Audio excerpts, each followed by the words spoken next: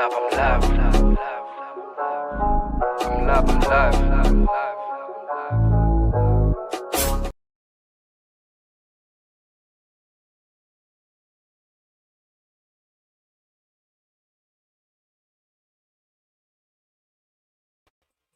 with the G, I told her don't wait on 350s around me. No stunners. And that's capo in the back, and that's roll in the back. Don't need Gucci on my back. TV Gucci got my back. Wait, that I've been here, I've been back. In the little word of sack. I need action, that's a fact. I style. No stunners. No Chanel, Saint Laurent, Gucci bag. I style. No stars. Louis Vuitton, Jimmy Choo, that's on you. I'm in door, for some tears. Hopping out the check. Lear. Back, here. Don't call me Bill checks. Clear. I style. No stars. Gucci bag. I style. No stars. Louis Vuitton, Jimmy Choo, that's on you. No stars.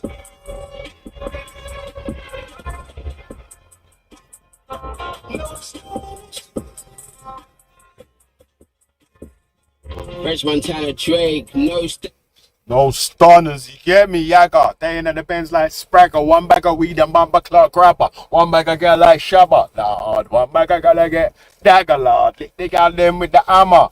Lord, make the girl buff the mama. I make a rascal bolo Georgia. Walk one, we telling me. G block her up in this bitty hatch. Yeah, man. It's only gonna be a quick one still, man. So, you know, coming busy. Is it? Yeah. Alright, man. Yeah, man, so cheers, Sharice and all of them girls do it. One sec, actually. Let me just fucking slap a tune on real quick, man. Let me slap a summer one on real quick, man.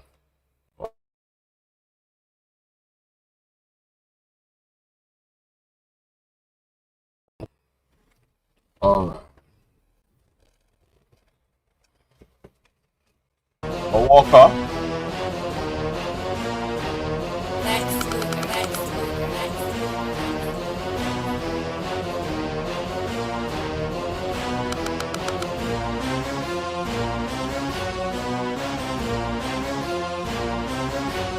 Lex Luthor.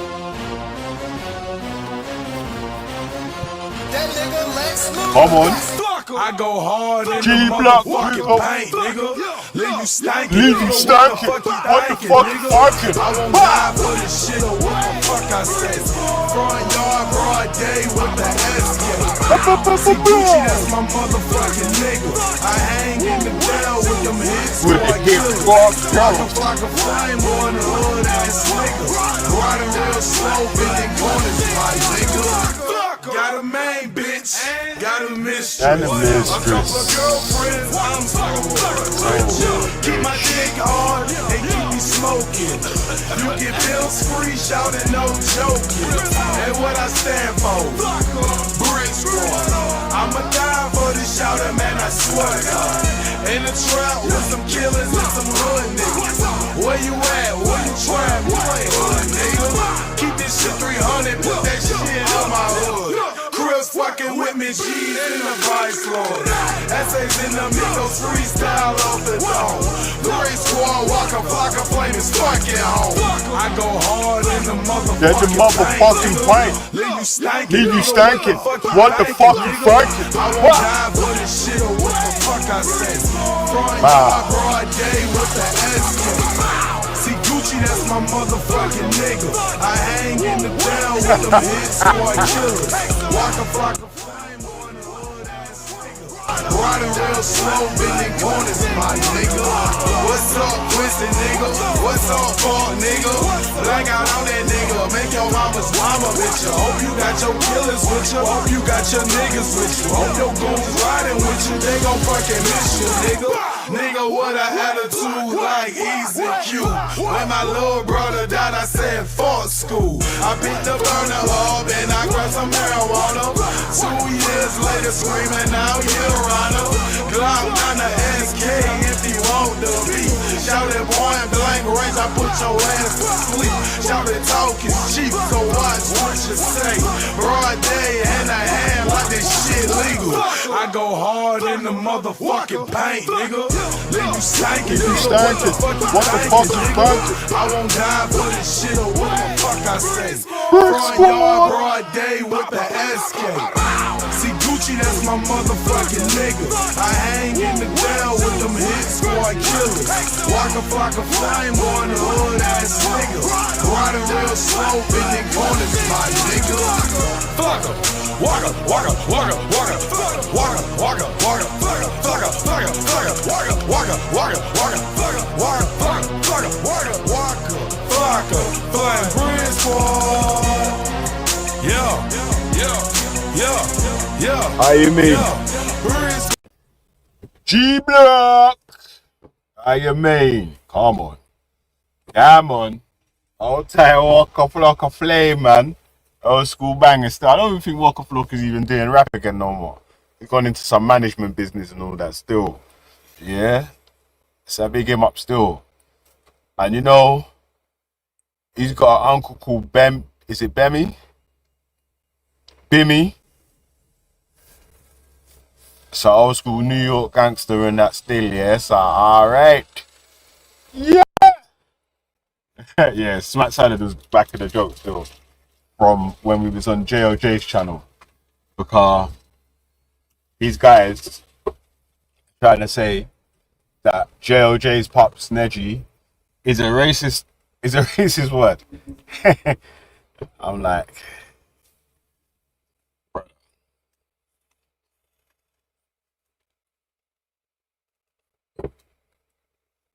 Anyone who knows a Nigel from South knows that people call themNej. So, yeah, it's a reach, man. A really deach. That's a long stretch. Anyway, man, come on, man. Let's try about some confused Codgers. Ah, man. Hey, DJ, you know it's coming, right? Where you at? Type in the chat. Yeah, man. God damn. There was some retirement tears the other day, boy. Lord have mercy. Yo, mama's spilling his feelings all over the fucking earth. Crazy, guys. Oh my days. Yeah. So, what's funny, yeah, is the hypocritical side of the things that a man's gonna complain about, right? So, and I noticed here that people like to critique. But they don't want to get critiqued themselves, yeah? You don't want anyone to critique anything you're saying, so man, are gonna bonfire and then delete or private their shows after they doing their thing in it, yeah? But yo, obviously we was listening at the time, yeah? We was listening at the time, B.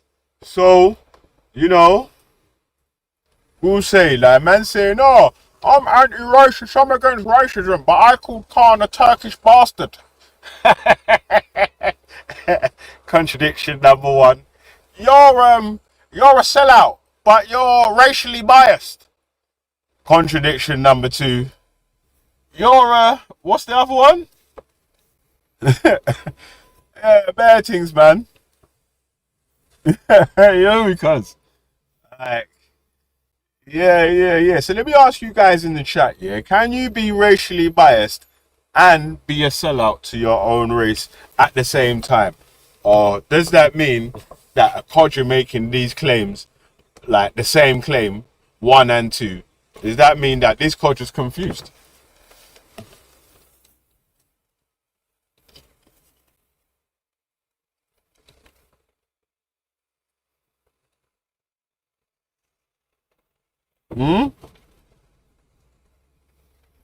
Okay. Oh, all right. Say less then, man. God damn.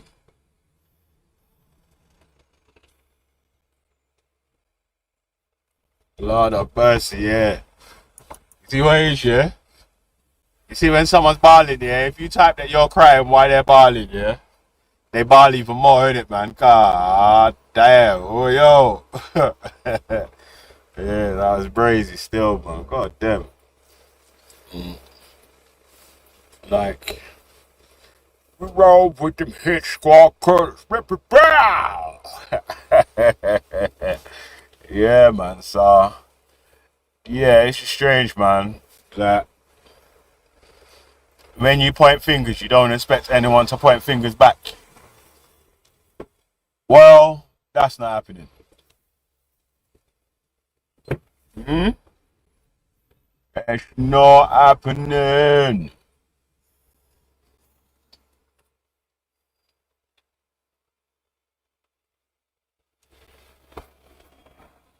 It's a dangerous little Brentford flag. God damn.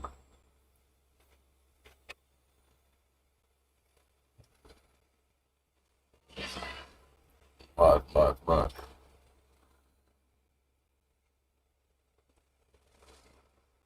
Mad, mad, mad, mad, mad. Yeah, man, boy. So I'll go on for easy, man. What's he ranting about? What's he ranting about? You know what's bad about this easy thing here that everyone keeps getting onto easy or whatever? It's like, yo, people are allowed to make 10-hour shows ranting and raving and dissing, man. But you can't make a reply back. You allow him, man. Let him reply back, cuz. Like, raw. If man's gal and man and making shows about this man's a pagan and this man's this and this man's that or whatever, then either man has the right to reply. Man could also ignore it, man. You know what I mean? Like, so I do think it's kind of unfair on easy where people are getting onto him for replying to people trying to dig him up. You know what I mean?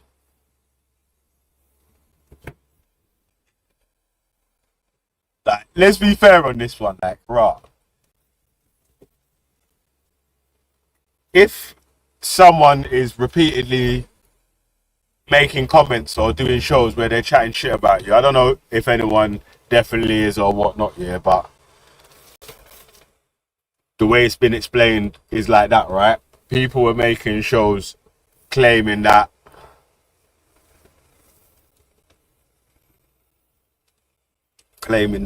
this, that, and the other, something about his arrest and blah, blah, blah, blah, blah. So he should be able to make a show and reply back, man.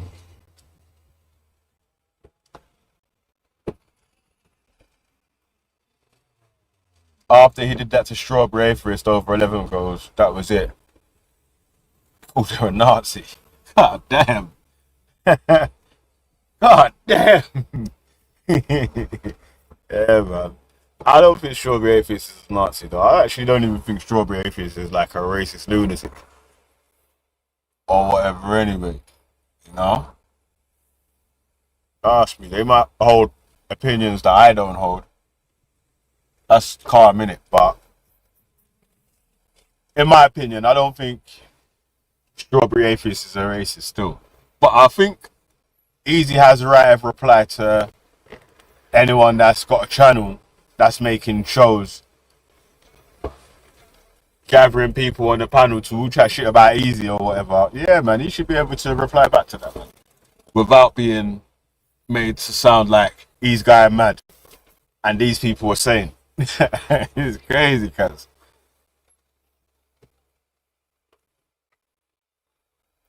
Yeah, I don't think Strawberry Fish is an answer still. You know what I mean? Like, so, yeah. And true stories, I weren't even really talking about Strawberry Fish. I don't know, I've subscribed to Strawberry Fish's channel, yeah, and I haven't seen any videos that are, well, I haven't got any notifications from any new videos that are uploaded still. So there, let me just say that since I've been subscribed, I've not seen any videos about anyone actually.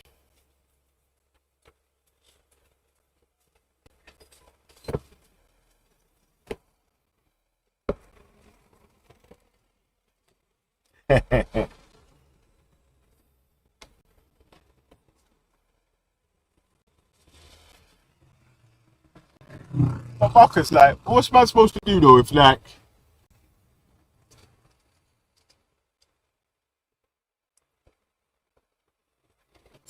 obviously he's got his own opinions about whatever situations or scenarios is, yeah. But if people make streams chatting shit about you and all this, that, and the other, then you know what I mean. Like, goddamn, like you got a right of reply, man, at least, you know. And even you have the right to say that you disagree with any points that he's making and this, that, and the other. You know what I mean? Like,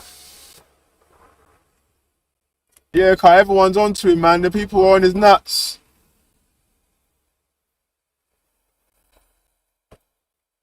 Saying they was trying to get onto Moon. I said, fuck that, man. I'm just playing computer games. Can't draw me out. So they started to get onto Easy instead. And Easy's like, fuck that. You ain't running me off internet. I'm just going to dish you back.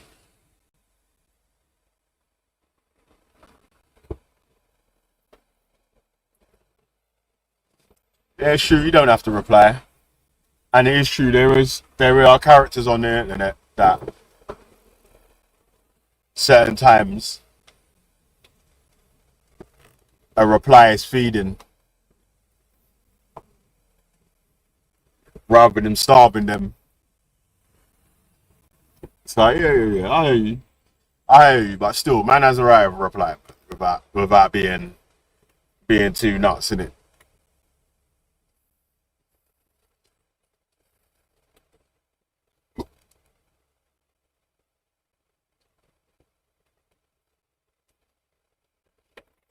Can't be helped.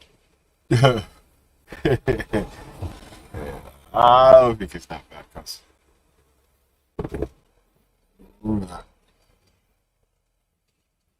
don't think it's that bad still.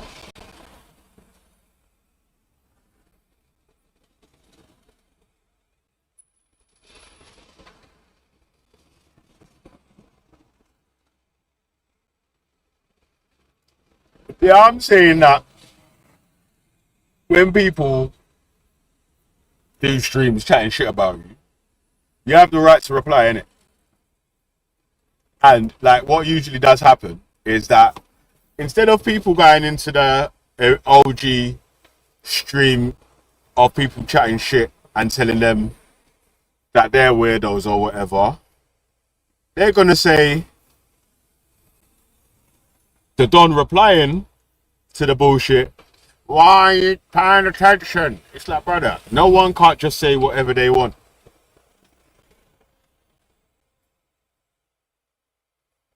Now you can, but there's consequences, innit? So, yo, hey, big up JOJ there. Oh, go on.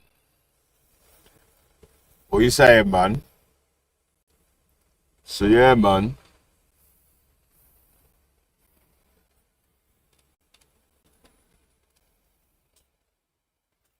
Big up, big up. Hey, make sure you guys sub to JOJ's channel, man. You know, we was gonna do a comparison stream today, man. I thought, yo,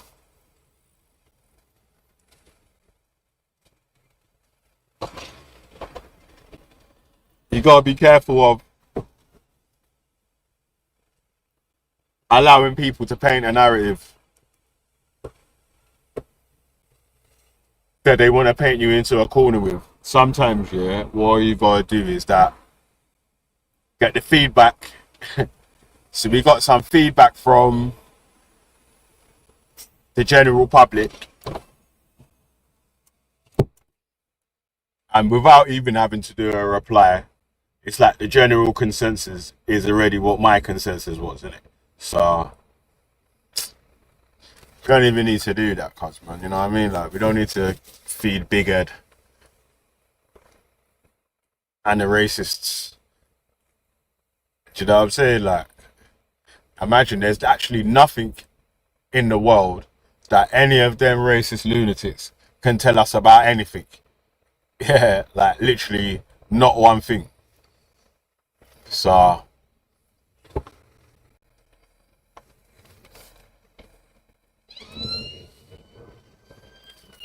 yeah, making justifications to some of the stupidest cunts on YouTube, it's just a waste of time, innit?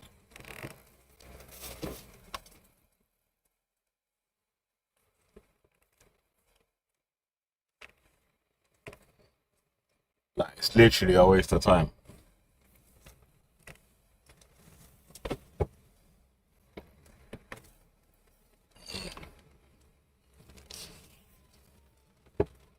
Yo.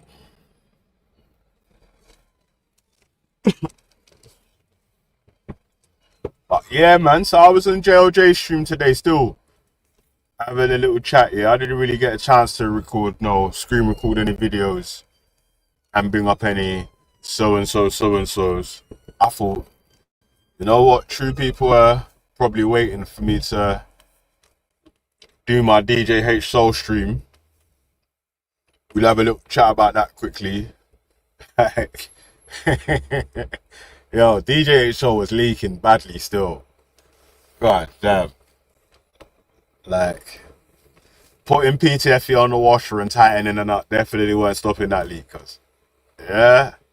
There was no stopping that leak. The big man was leaking all over the place. Hey, you know, it's funny, yeah? My man said, oh, you want to fight people? I swear my man said that he wants to beat up Luke. He wants to beat up Khan. And he wanted to fight some next on. Behave yourself, man. You man are hypocrites when you do your shit, you know. Like, extra hypocrites. Like, ah, damn. Like, that's right, though, cuz, man. Make sure you, man, don't leave up your streams where you, man, are chatting shit, yeah? So we can't critique what you're saying. But you can hide. You can hide. Nah, I'm talking about PTFE and LSX. Yeah? PTFE and LSX ran the fucking Olive. Definitely wouldn't have stopped that leak. Yeah, so, you know. Nah, let me say this though, yeah. DJH Soul definitely ain't far right, yeah? And in my opinion, I wouldn't put him in the racist category or whatever, innit, yeah? I'd say that a man is an extreme know-it-all, yeah? Or a lawnmower man with some fucking 4D glasses on in some fucking black person's reality to try and tell different black people how to be black. No, you gotta stop that, cuz. Like, you can't tell anyone how to be black, cuz it's like someone trying to tell you how to be white. Huh? That's weird. That's strange, cuz. Like, forget that. Fuck all that, cuz. Yeah. Mate, you put that one back in your back pocket or save that one for your family, friends. That you aren't rap with that too still. You don't bring that to the internet, people, then, that you've never seen in real life and you don't know nothing about apart from listening to them chat online. Yeah, me. Yeah, cuz, man. You know, mate.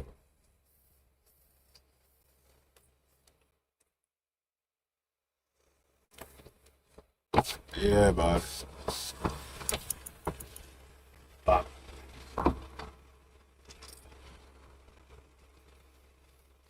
And again, you know, man, I love a critique and a back and forth, man. I actually don't mind it, mate. So,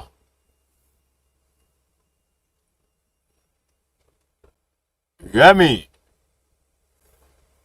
Yeah, man. Open the door.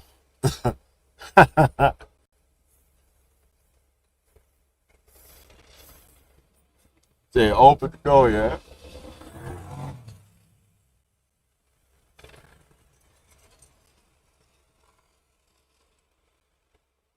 And stop hide behind screen, you see me? Bad. Yeah. Alright, I'm not too sure what else has happened this week that we need to catch up on. I'm not even too sure, you know.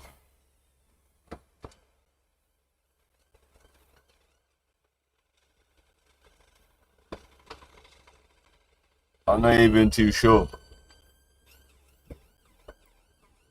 that. Oh, so there was an argument on JLG that has been played out on here multiple times. which is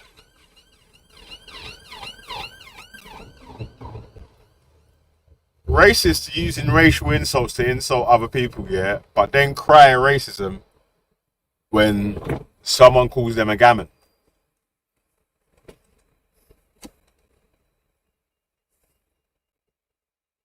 Now, you know, we had cognitive dissonance in the chat, yeah, that was pretending to be a black woman for God knows how long. Still hasn't admitted that he's not a black woman. Yeah.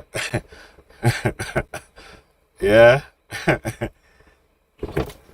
Who was constantly writing in the chat saying calling someone a gammon is a racist term. And I'm saying no, it definitely isn't. Like, there's no one in history that has been classed as a racist for labeling someone a gammon. Like, I don't know about that still. You know, like, more times, yeah, these slang words for, like, right-wingers, like, they're all internal, innit? Like, so the other ethnicities don't even learn about things like gammon and so and so, so and so. Until we hear English people say, calling other man gammons and all them sort of things, they're like, so it's a bit strange still, man. And like, again, like, I don't know, gammon hasn't been used to oppress a certain set of society or to hold them back from employment, housing, education, and all them sort of things there. Or gammon more determines to the side of politics that you hold. I like JLJ said, yeah, when I was talking about street mics in his Union Jack suit at the Tommy Robinson March, I was saying, would you call street mics a gammon for that? And he said, yes. And I said, okay, cool, because you know street mics here is actually like a guy from Barbados. Yeah. So yeah, I'm not too sure about gammon being like a racist term still, man. You know what I mean? Too sure on that one still.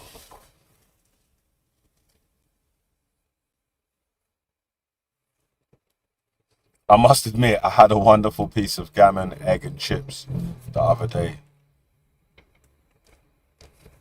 He took some over for his dog. Hey, your dog's called Derek, yeah? Hey, mad. Derek? No boy. Yeah, man. So yeah, I don't think gammon is used in as a racial insult.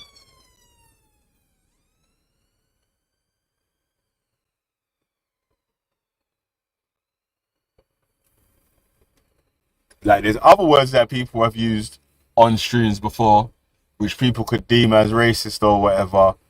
That would probably be a better argument, innit? Like, I'm not gonna help you out, yeah. You fucking make your arguments yourself, innit?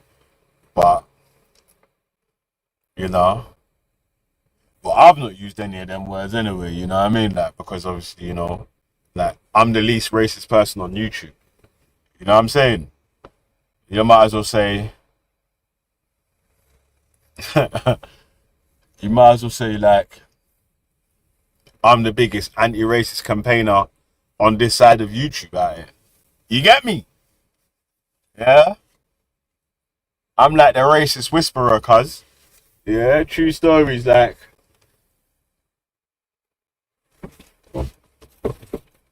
Man, them will hide their racism and tuck it in or whatever.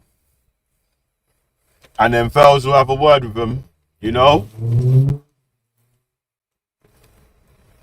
And they'll feel brave enough to let their racism out. So yeah, because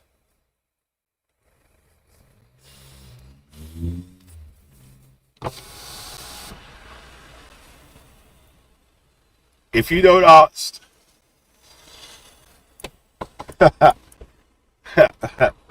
yeah, star. if you're confused whether someone's racist or not, yeah, just send them over to G Block and let them speak to the Velimus Maximus Decimus the First for a one show. You know what I'm saying? And a racist whisperer will suss them out. Yeah? See, like the dog whisperer, he fix fucked up dogs. I'm not going to fix any racists or not. Still, I'm just going to be able to tell you if you're a racist or not. You know what I'm saying? That's the only whispering part, like. You get me? Yeah. It's that. This one said something wild that's definitely racist or whatever. And then come chat to Bellamy. And let me ask them what they're telling me. Yeah?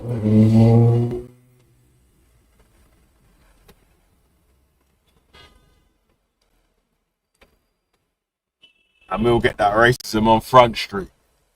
Front and centre. You know what as well, yeah? You know that another thing that's a slick move, yeah?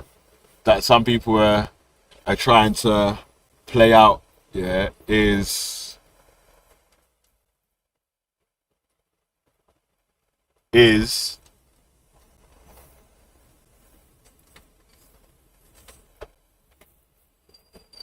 one of these ones, yeah?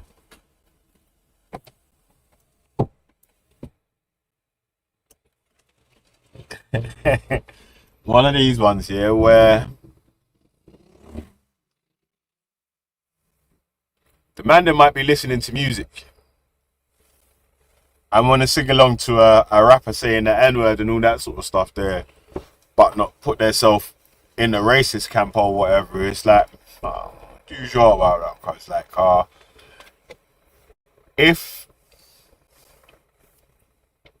if you didn't think it was racist, yeah, or whatever, then it wouldn't matter where you was. You would sing along to the words, innit? You wouldn't only do that when you're inside your house, or when you're in your safe space, or when you're in them sort of places there. It would just be something you just do all the time, innit? Natural. Because you know it is. You won't do that.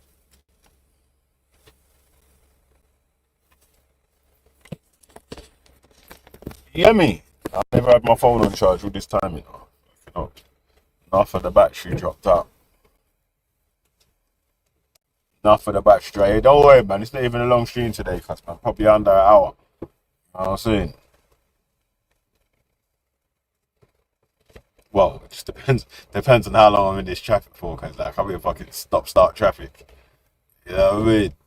But I'm only like round the corner for my ass, so it shouldn't even take that long, right? Like, if there weren't traffic, I would already be home. You know what I mean?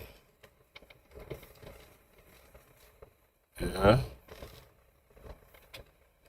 That's what they would, when they see me bust the door, they would be like, Daddy's home. Yay! Oh, shit. I think you're describing a good sense.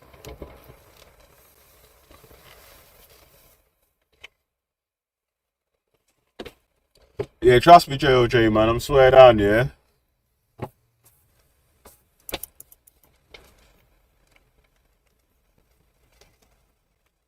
You asked me, cuz, man.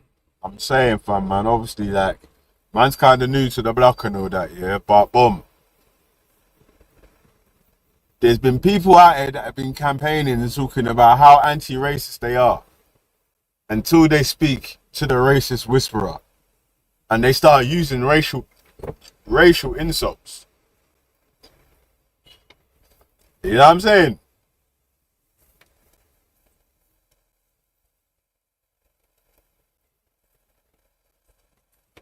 I know how to make the man them set it free.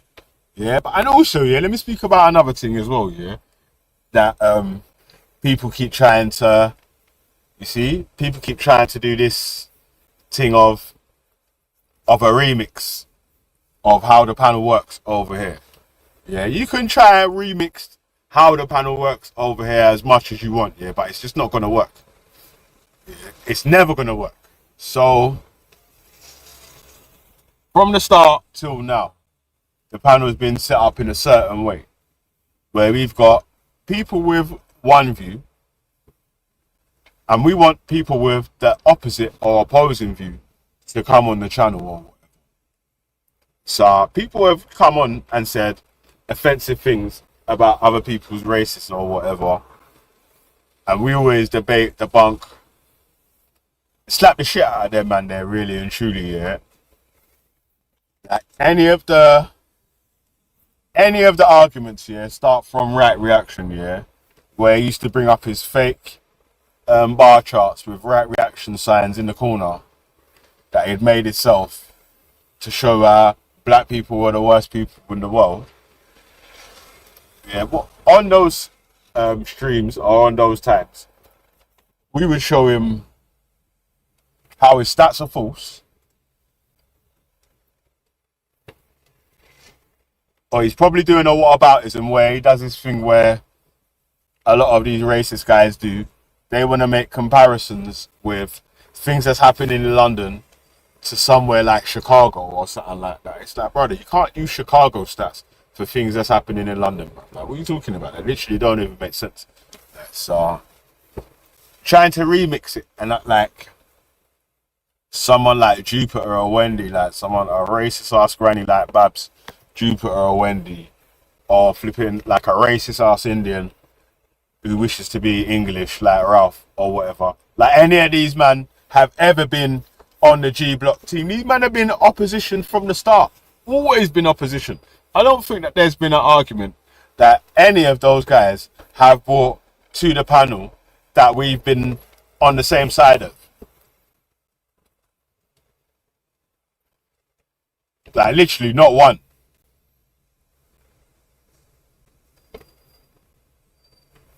You get me? So when the crazy Codgers start trying to remix and make up shit or whatever, yeah, because their feelings hurt because I'm talking about how they're leaking all over streams and this, that, and the other and whatever, then like, that just proves the point that I'm making, right? That you was leaking. Yeah, drip, drip, drip. We. So, yeah, stop it, man. Stop it.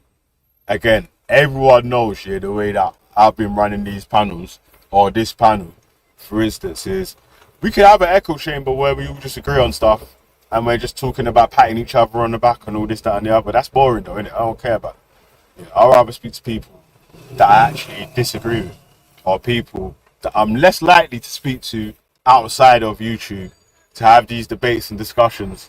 So the arguments and the angles that they make in any of these arguments for what they're arguing for are going to be points that I've never heard before.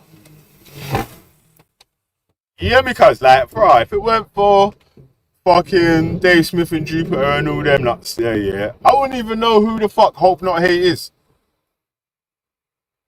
You know, I never heard of Hope Not Hate until these men told me about Hope Not Hate. Yeah? And I never even Googled it for time, innit, yeah? Until this season, these men have been Hope Not Hate everything. And I Googled Hope Not Hate. Yeah? Who are they? An anti-racist organization. I'm like, cuz, the wildest thing is that the majority of people that say that they hate Hope Not Hate also claim not to be racist. It's like, Huh? So you're not racist and you're against anti-racists that expose racists that you support. Strange that.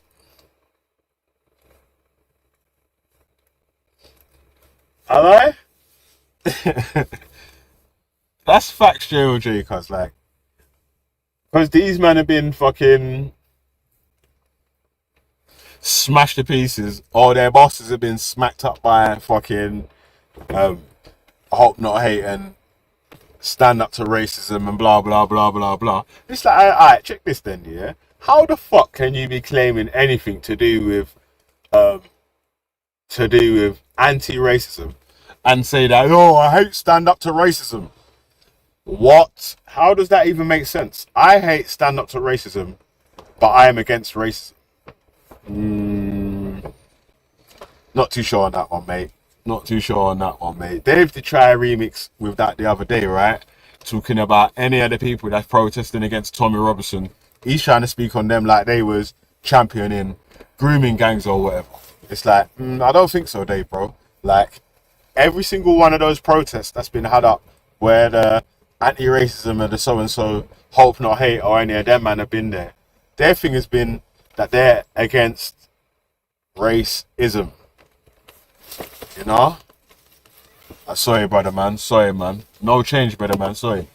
Sorry, man. You know, I need to start walking with a little change in the van, innit? Yeah, for these guys that are doing the window washing thing. So it's like, don't wash the window, but just hold a coin or something, innit? You know what I mean? So let me start putting some change in the van. But you know what? I don't like leaving change in the van, yeah? Because in the middle of the night, a crackhead might pre in the window and try to lick out the, you know?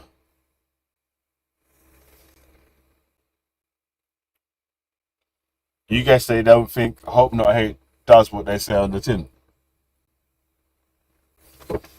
Well, for instance, yeah, Dr. Louise Raw of Hope Not Hate, yeah, and I've heard some people claim racism from Dr. Louise Raw, innit, yeah, so, like, I'm not saying whether these people are so-and-so, this, that, or the other, right, but, for instance, yeah, someone that says that they're against the far right's narrative of claiming that grooming nonsense and all them sort of things just comes from one certain community or certain people has produced a list of over 100 nonces, bacons, and sorts of those ilk that were either members of the BNP, NF, EDL, fucking one of the alleged co-founders of the EDL is a proper bacon.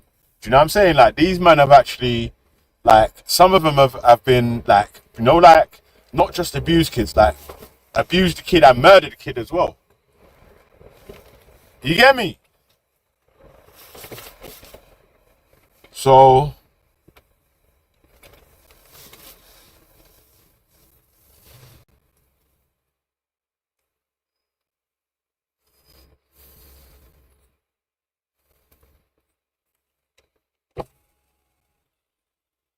that's facts, Violet, man.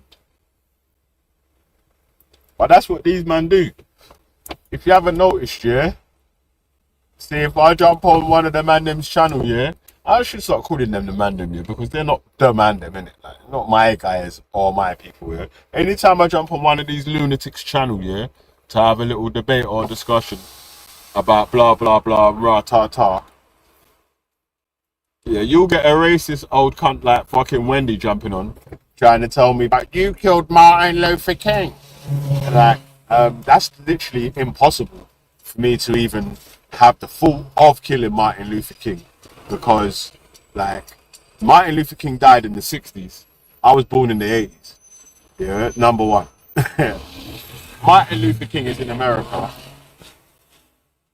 My family would have been in Jamaica at that time, so that's like a whole different country. Yeah. Like, you know what I'm saying? Like, just dumb shit, bro. Like, the fuck, this is just... Yeah, he killed Martin Luther King, you know. Yeah, then I said, what, who, me? Personally, I killed Martin Luther King. No, your people. Your people. I'm like, okay then, so your people was Jimmy Savile then, yeah? Do you know what I'm saying? It's dumb, innit? It's stupid. So your people help hide Jimmy Savile and all them sort of things there. No. So, brother, stop saying dumb shit, man. Wendy, bro. Don't call me Wendy, bro. Don't call me Wendy, fam. Shut up, Wendy, fam.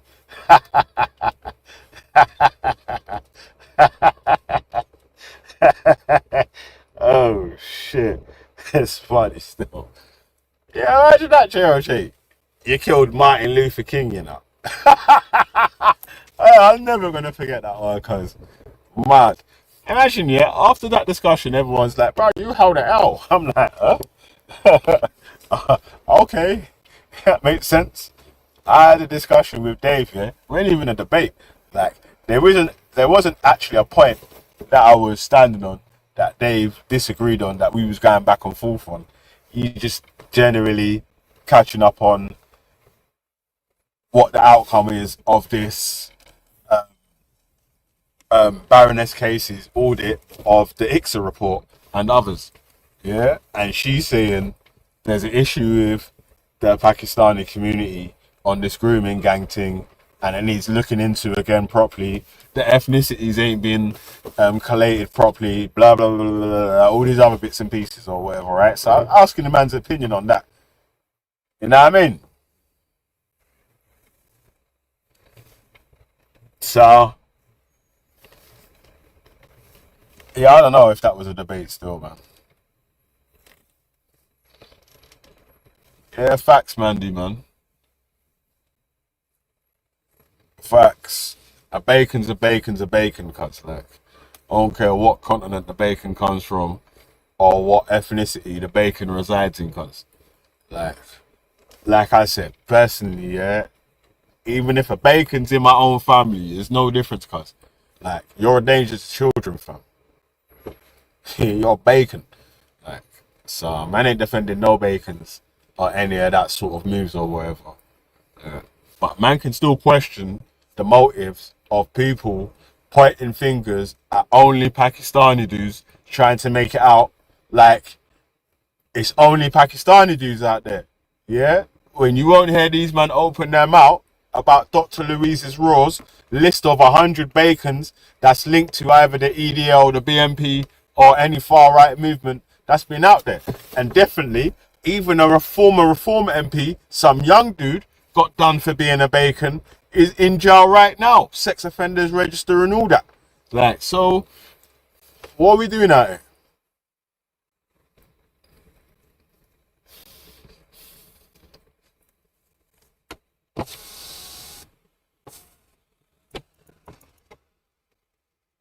What are we doing out here?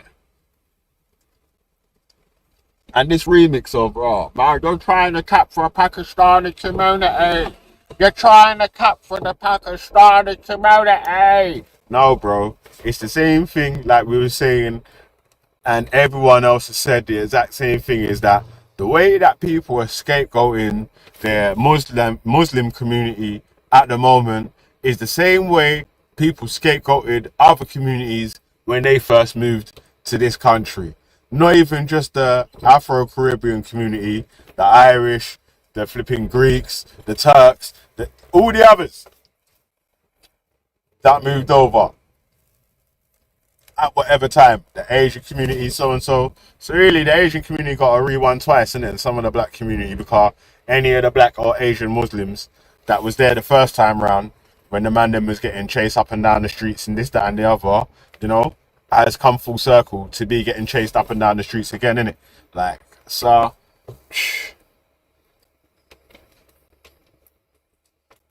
Yeah. Albo is flooding the scene with Stardog. Albanians ruined Stardog, man. Yeah. Alright. Come on. Say it loud, say it clear. Refugees are welcome here. Mad. It's crazy, cuz.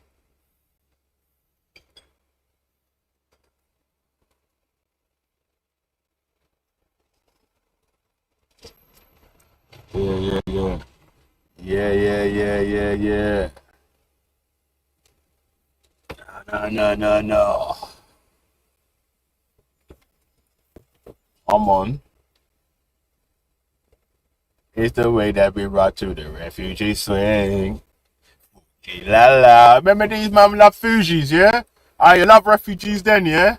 When you can buy the album and they can't ain't got to fucking use any resources on the fucking land. Yeah. But a real refugee that's come over, that's fucking fleeing because their life is in danger. The man them want demonize every single one of them, like literally none of them, all of them are bad people.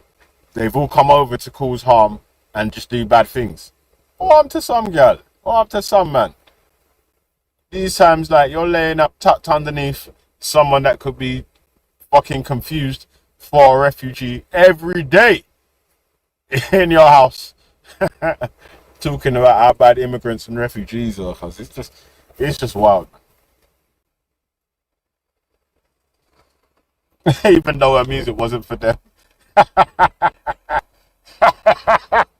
Oh my god. Yeah, man. Don't get the fucking GDL started on Lauren Hill, man. Fucking hell.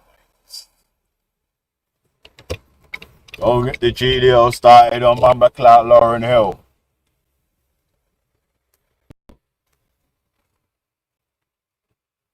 Mm. Hey, Dibble. Even worse than that, yeah? These men support people decimating these places and creating refugees, but don't support refugees being supported when refugee situations are created. Huh? The biggest contradiction that these guys make is that they want the whole of every single Palestinian to become a refugee and move to another country. But all of them would say that they would refuse Palestinians being refugees in the UK.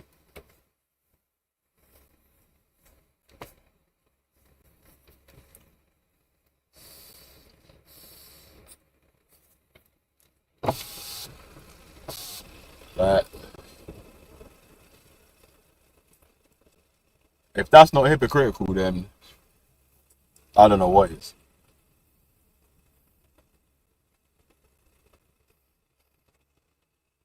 I think we're going longer than an hour now still, because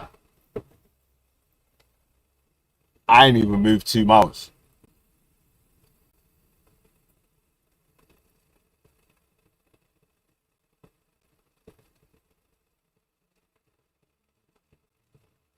If they could cut out air or sell vapes, we should that's stupid, bro.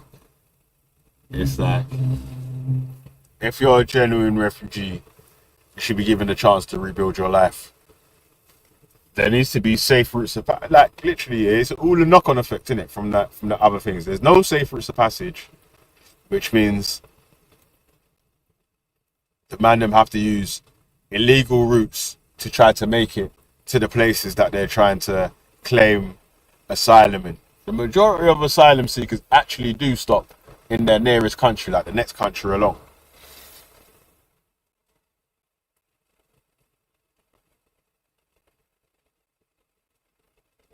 So all these remixes and shit chatting about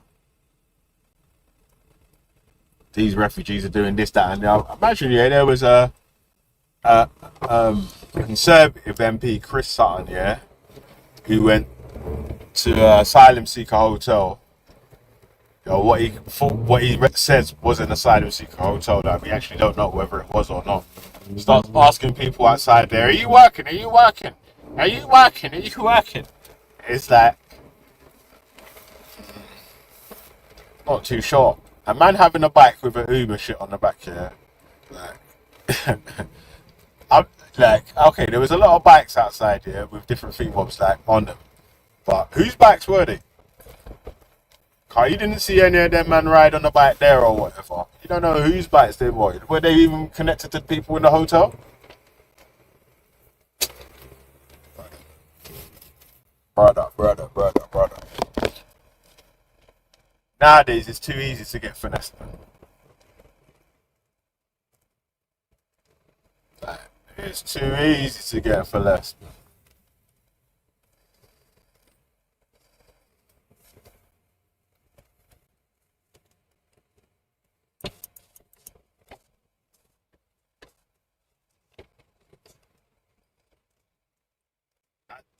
Finally, that's the worst thing is that, yeah, you will show someone showing their genuine real pain or whatever. These men are just gonna laugh and tell you they're chatting shit. Oh, why don't they go to Egypt or something like that?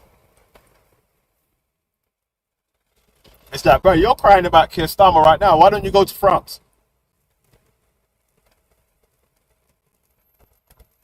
Ah, it's not the same. It fucking is though, because you're saying that these men are complaining about Hamas being their leaders. Why don't they go to Egypt? You're complaining about Keir Starmer being your leader. How come you ain't gone to France though?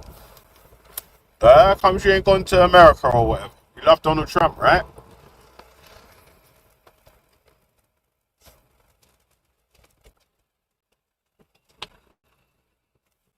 Oh, they won't go nowhere.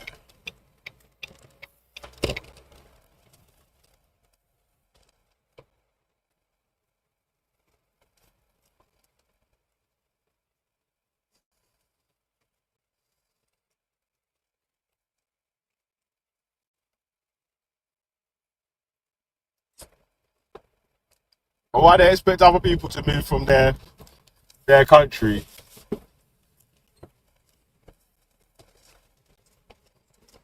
or their place of birth?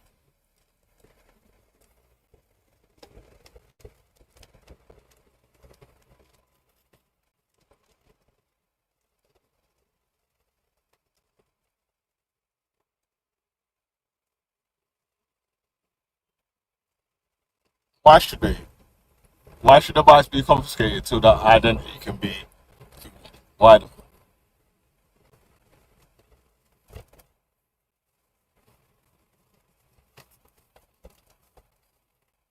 Who's why? Who knows anyone's asylum status and whether they've been granted a right to work or not? It's like, brother, we should just start picking up anyone that doesn't look like they speak English properly and just start questioning them about their right to work or whatnot. Like, I'm not too sure if that's a policy and that sounds like some reform policy.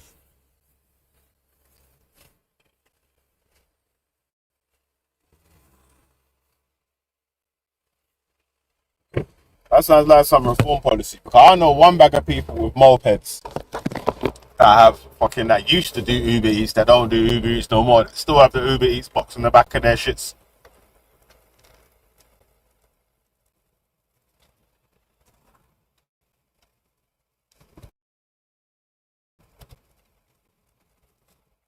Nah, but you can get asylum status where you're granted the right to work in it, but the majority of asylum seekers don't have the right to claim no benefits or work or whatever.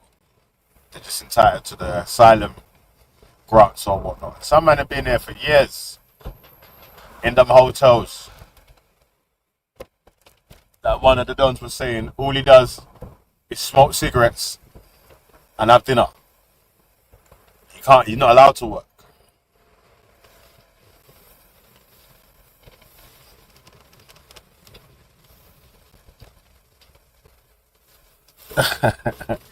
He's saying we want our bikes back. Little Butler and them man, their rally.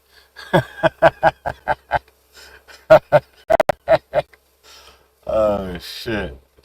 Yeah, man. It's just like, well, I'm not saying that man ain't working in it. I'm just saying that, like, there wasn't much evidence shown that there's definitely people there that are working and so and so, so and so. Just standing outside somewhere that they're claiming to be an asylum hotel and saying that all these bikes are these asylum seeker guys' bikes that they're doing illegal work on.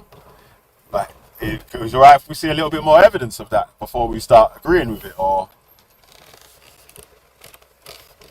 it's alright if we ask questions and shit, like, first of all, or whatever, you know what I mean? Like, before we just, like, Churchill. Oh, yes. You know what I mean? Like, let's ask a couple of questions first, man, and then determine what it is, yeah. And then beyond it, until all sorts of angles have been explored, and we're definitely able to determine, yeah, there's this much people that are definitely working. There's no other argument for it, innit? That right, these men are working illegally as asylum seekers or whatever, and blah blah blah, innit? Like, but boom, again, I don't know many people that would claim that this open prison of an asylum seekers hotel, where you could just have dinner and smoke cigarettes every day and not do anything else, is some fucking good life that people were fleeing their countries to to undertake purposely, innit? Like the majority of people that are claiming asylum or that claim asylum get their asylum case granted. And people do get sent back. If anything, yeah, really and truly, Labour actually send more people back than people like the Conservatives and so and so innit? They say that they're gonna send people back or whatever, innit, man? But you know, they know the man them that's like they done that's turned a billionaire from allowing people to stay in his -1 star hotels all over the country, which were dilapidated and on their way out. He done fucking asylum seekers hotel and now turned into a billionaire. He's on the fucking rich list. Had more bread than Rishi Sunak now. From Cloud government contracts, he said they might be the first person to become a billionaire from renting out asylum seeker hotels.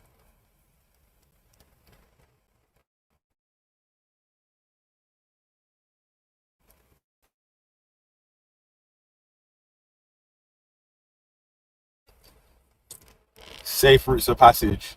Number one. Flipping cronyism within the upper echelons of society.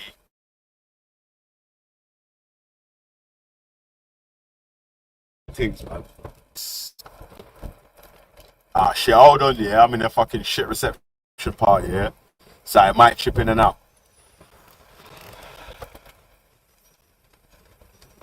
Align, News New Manchester.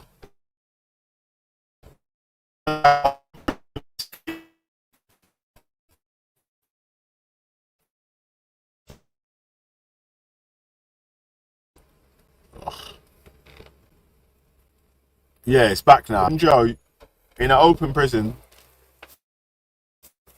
at least you got a fucking.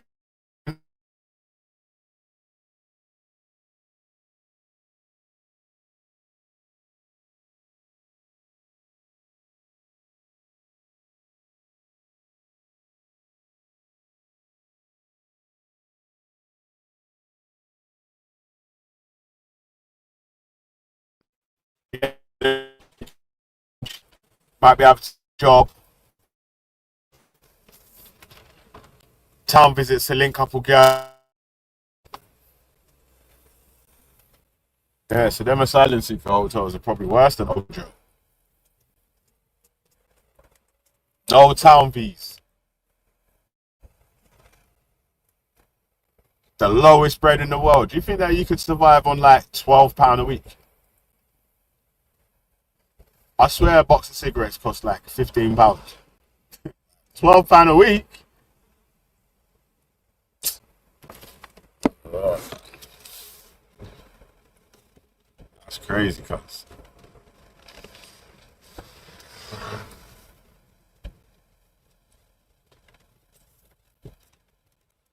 Super basic regime.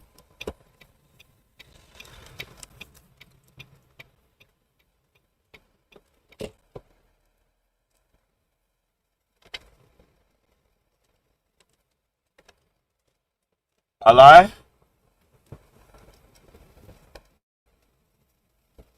That Baroness Moan, people say Monet, but it's Baroness Moan, Michelle Moan, and her husband done some massive PPE contract scandal where they earned one bag of bread from it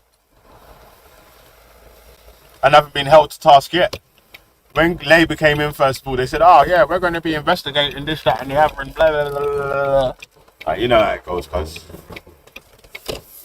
Now it goes, cuz. Gotta remember, Keir Starmer used to be a human rights lawyer that is now prosecuting or trying to determine Palestinian action as a prescribed terror. Not usually with a prescribed terror. Like, I have to say this week, innit? Next week I can't even say this shit. Yeah.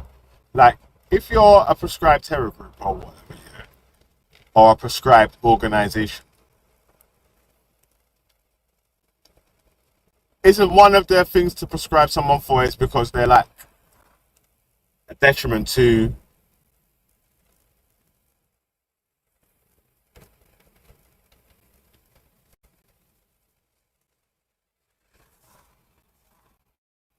You know what I'm saying? Like, spray paint terrorists. Mate, I think what it is, yeah, is that the the CO2 emissions from the fucking spray paint was past the ULEZ limit, and that means that they was fucking terrorists. Crazy, cuz. Like, political actions, like I'm trying to say, Keir Starmer defended a group, got them found not guilty in court when he was a barrister for a group that basically carried out the exact same actions against the UK supplying arms and weapons to another fucking regime that was slaughtering their enemies genocidal style. Mad, innit, man? Like, and if you guys are honest, yeah, when I was doing my Keir Starmer shows about the broken Labour promises to the Philippine Labour members, yeah, when they was doing the broken Labour promises, or Keir Starmer's got his list of broken Labour promises when he's pretending to be a socialist. He was hey, Keir Starmer, right winger in disguise. Mad, yeah. And he was pretending to be a socialist and that.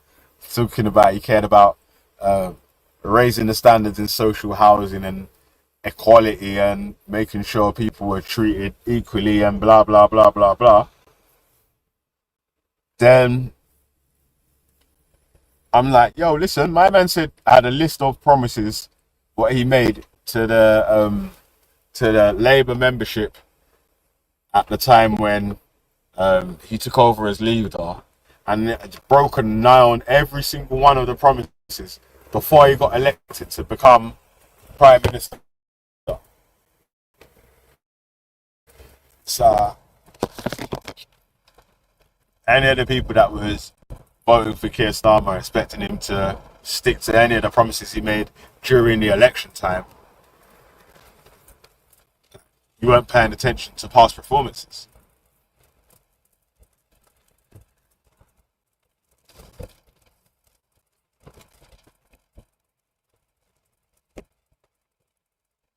I say, yeah, you know, there's a lot of lefties that don't like Jeremy Corbyn and his style of politics as well, you know. For one of my brethren, yeah, James O'Brien, he's not a Jeremy Corbyn fan. He was more a fan of Keir Starmer than Jeremy Corbyn. I vehemently disagree with James O'Brien on that one. I'm like, yo, my man had a list of promises that he broke early on.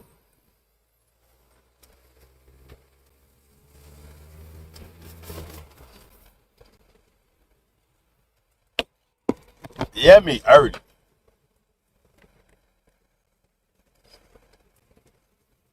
Yeah, man, I think about 500 families hold the majority of the UK's wealth. Or 500 families hold more wealth within the UK than the rest of the country.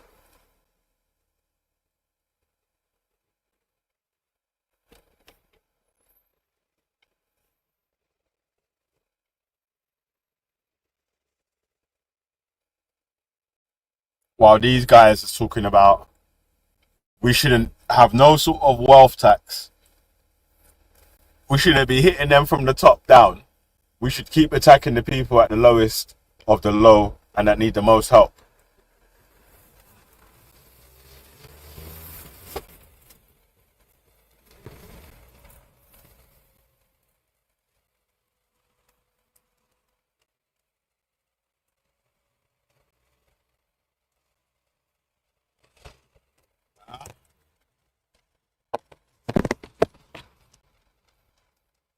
Yeah, man, shit like that, shit like that. Bang, bang, bang.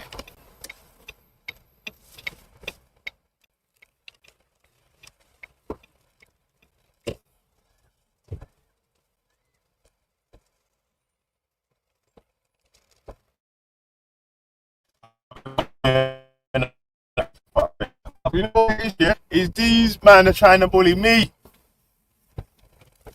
The grannies and granddads of YouTube want bully Vels. You hear me? Hey, imagine, yeah?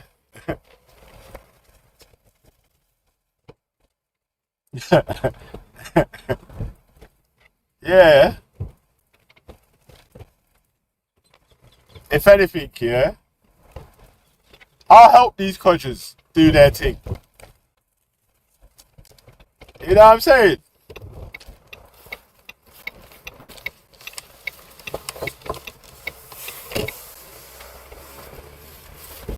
Ah, damn. If it weren't for a boy like me, a boy like me, oh, be boy, never be back. Mad. Oh, woo, that was close. Goes to the wing mirror. To the ring mirror.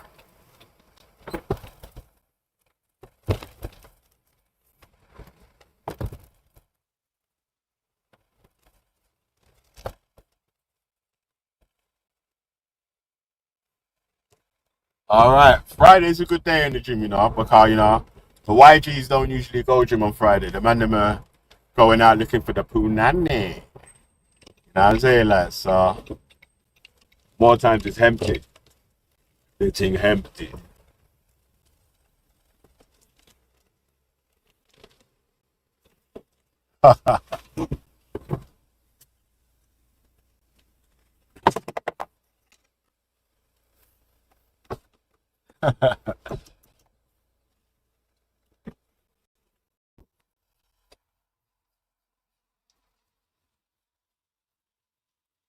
Yeah, that's it, man. You know.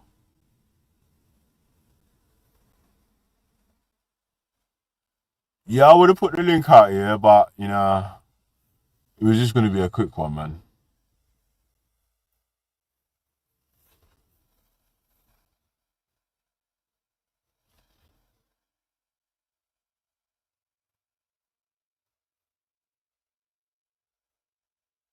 You know.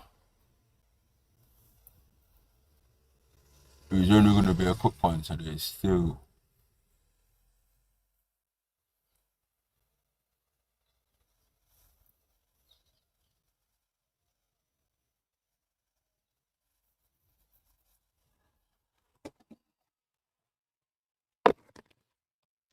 Run in the shop and get a fucking drink.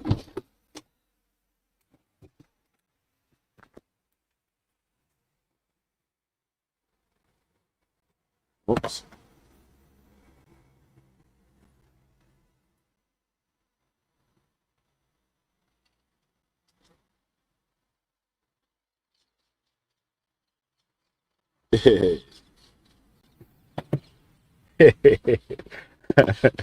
Hey, that's funny as well, yeah. Hey, you know what, yeah? I never knew how much laughing or being someone that laughs a lot makes people cry. God damn. God damn. You couldn't even be happy out here. You men are gonna start bawling about fucking Ross.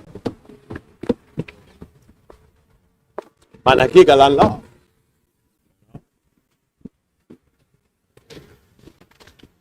BMT, these men are ball over a big man a laugh, you see. Let me see if I got something.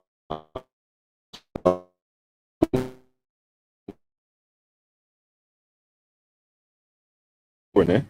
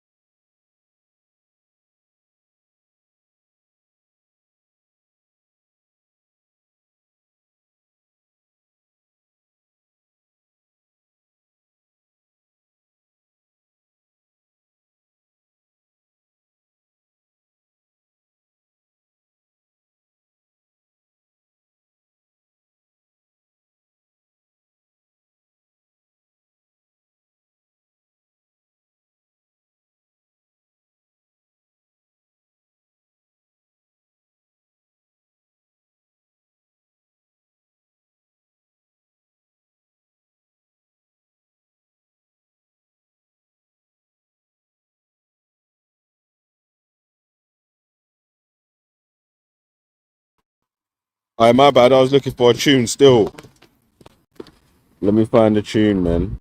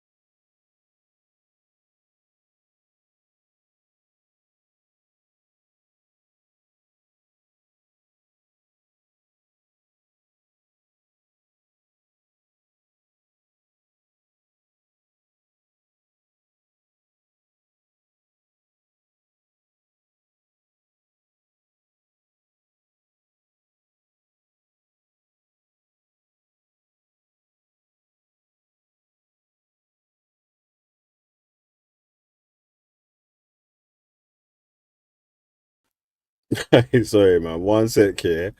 God damn.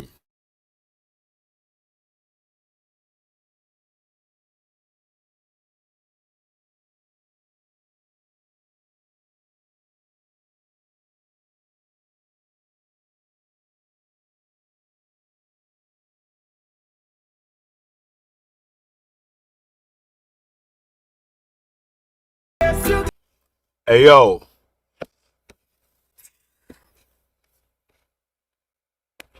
I was just about to rap, you know. I can't lie. Still, alright. Let me slap the link out for Chris and see what he's gonna say.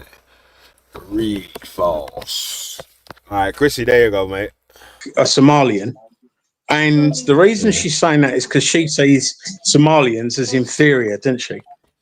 Which is the literally the dictionary definition of racism, believing that a Jamaican Brit is more superior. What is your ethnicity? Now, they can probably see what your ethnicity is, but they've got to ask you it just in case they get it wrong. Yeah. A lot of people don't respond to that question because a lot of people just do no comment for everything. Also, they'll ask you, for instance, what is your gender? Even if they think you look like a man, they've still got to ask you because they're not allowed to assume the gender. And the other one is, what's it? You've got race. Oh, your sexuality. They'll say to you, you know, are you homosexual, lesbian, or bisexual, or prefer not to say? And almost everyone, and if you don't tell them when they ask you those questions, they're instructed to put down prefer not to say. Now, that is where the gap in the data is, because the coppers aren't supposed to write in the questions they ask for you, because it's pointless asking the questions otherwise, and they might get it wrong. So that is the gap in the data. It's nothing about like, oh, they're trying to cover it up. They're trying to cover it up. It's plain and simple that if you don't respond to those questions, like a lot of people don't do, probably a half at least of the people I know won't answer any of those questions. That's why there's a gap in the data, because if you don't tell them what your ethnicity is, they don't write it down. They put in did not respond or would prefer not to say. So, you know, there's no big conspiracy there's a lot of reasons from the right way. Yeah, this is the thing, though. So, whatever, regardless of the reason, it's not a conspiracy. And as far as I'm aware, there's no big grand act, you know, conspiracy to cover it up, to do all that stuff. I think it's being addressed, the inquiry. That's what we have the data there for. That's why we know these things now. It's because it's something that should have happened sooner, but, you know, at least this stuff, you know, there is inquiries going into it. And I think there's a lot of people that like to make assumptions on a little bit of information. I'm not really one of those people. So until the full information comes out, then, you know, I'm gonna sort of just not put anything definitive on it. But of course, there's a lot of people who, with a little bit of information, like to extrapolate a lot and, you know, interpret it in their own way, and they're going to run with that narrative. Best thing you can do is just wait for more data to come out, wait for better census, but wait for better coverage of it, and then work with the data that you've got. Focusing on reality and what's real and what isn't. Yeah, I mean the other one that I'm hating right now is they're going, oh, they're giving houses to illegals. Hang on. Let's just work this out, right? Yeah, if you're illegal, you don't get anything. You get, put in a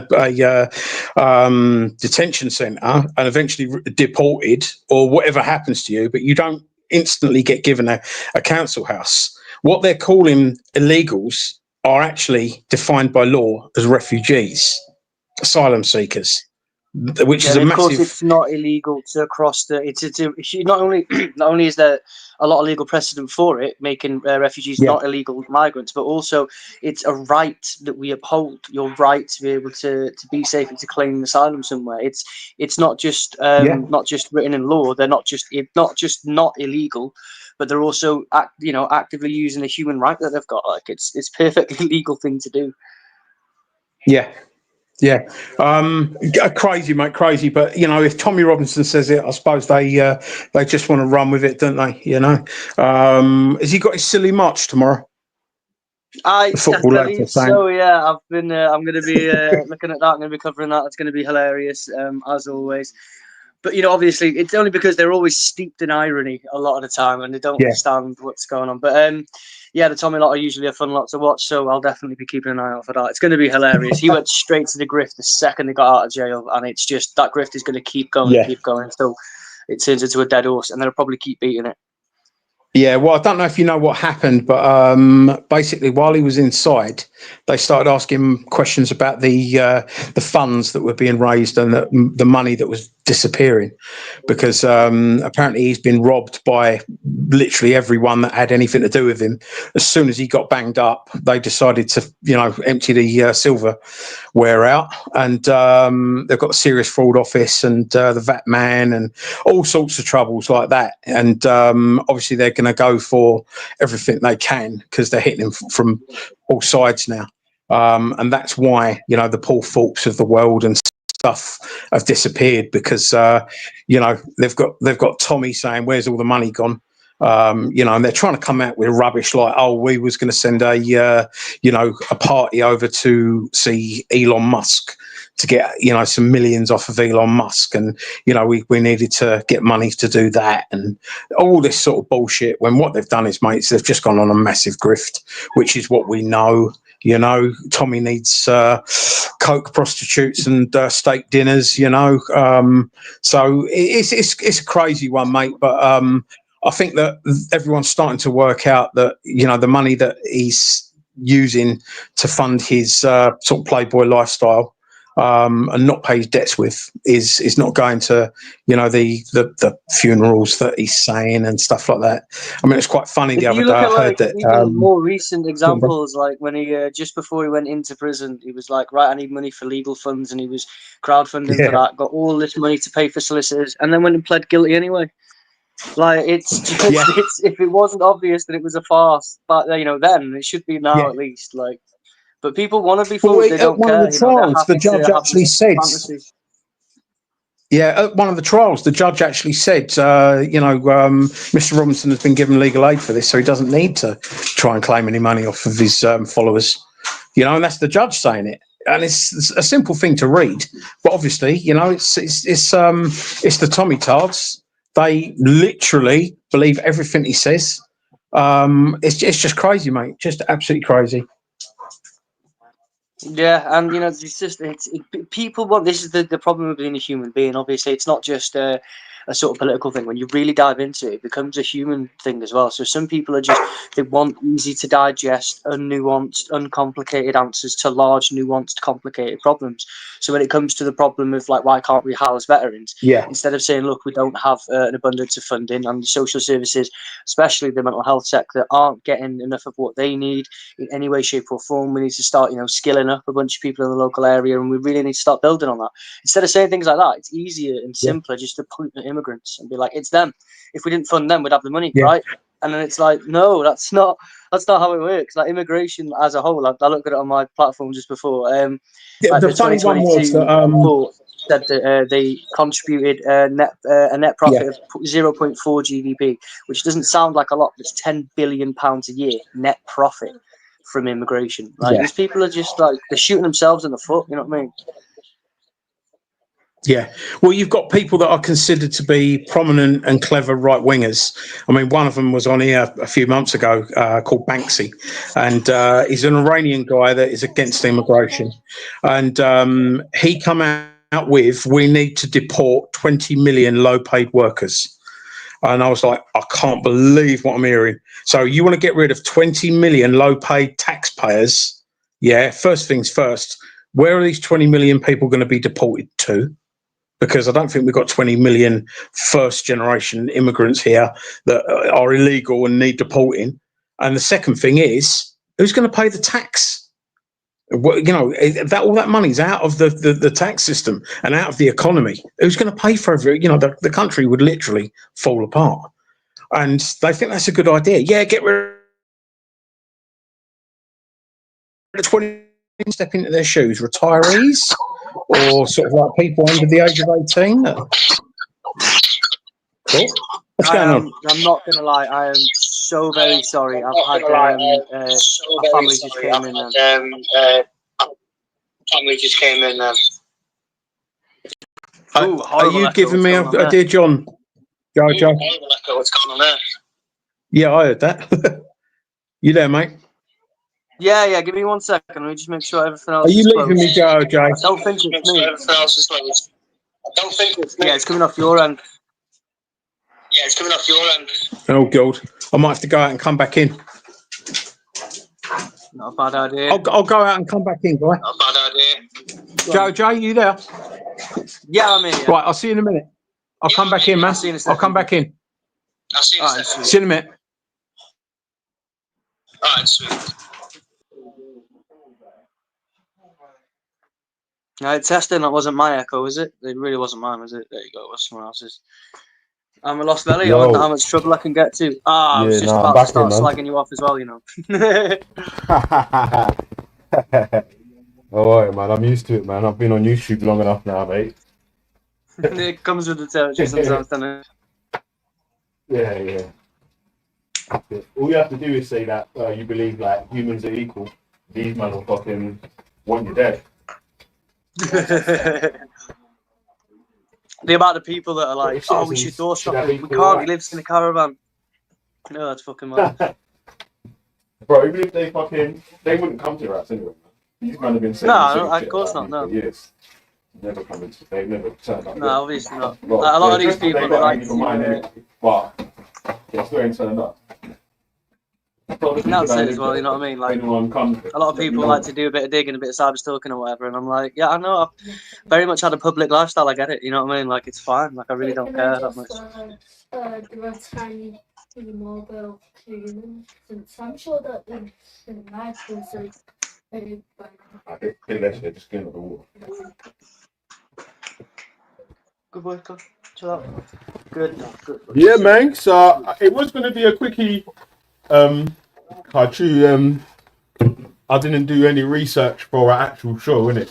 So, you probably won't know, but I like to play or have a topic of a show, sort of go for a video, review it, and then have a little back and forth with whoever disagrees with the points that was made that I agreed with or whatever. But yeah, I didn't really do much research for today's show, so I can't really do that today. But we can have a little chat, skinwag and all that, you know what I mean? Yeah, definitely. Chat and all that. Fucking right, man. Let's have a little chinwag on that. I was going to say, I forgot to like sort of propose a question on my last one, but what do you think like the solution is? Do you think it's always going to be like is like education the key, or are people always going to be this willfully ignorant and buy into far right populist like talking points? Like they're getting a better life than us. They're getting a free hotel. 4-star, 5-star hotels. Education is key to there being a change in attitude, or even I think some of the responsibility actually lies on the government for not being honest on why the immigration numbers are at the app. Because people, for instance, the Conservative came in on saying that we're going to reduce immigration to tens of thousands, when they actually knew that they was never going to do that. Yeah. They weren't going to do that. they know that they needed more migrants to come to the country to fulfill roles. So why don't they just say how many migrants they actually are looking for to come to the country to keep the country running? Just let the people them know how important it actually is for these people to be migrating to the country. Please, just put it back here. It's quite funny that I was speaking to an American friend of mine yesterday, and he was telling me how half of America actually think the mullah over in Iran is actually talking more sense than Trump now. They've actually got more faith in what the what's his name? Oh God, Khomeini. Ayatollah, is it? Is that what it Yeah, is? Ayatollah Khomeini, Khomeini. whatever his name is. I always get that one wrong. But yeah, Khomeini. basically, he is telling more truth than Trump is. Trump is saying, we've done them. We've done, they're done for years, and we've totally wiped them out, and blah blah blah. When the Ayatollah is actually saying, mate, you haven't actually done that much damage because we knew you could get 50, 60 meters, so we made it 80, 90. You know what I mean? It's like, it's sensible.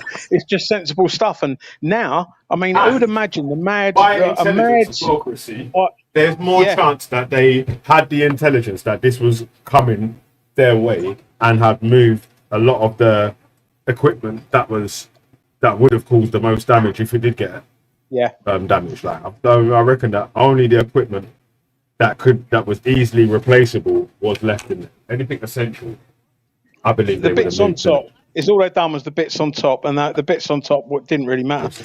But I mean, when Trump got into office, all the comedians were like, you know what, he's comedy gold, but you can't really take the piss out of him because he takes the piss out of himself. And now you're sort of like, you're looking at him and thinking, you're not a comedian, you're actually a clown. Because, why couldn't the Iranians just turn around?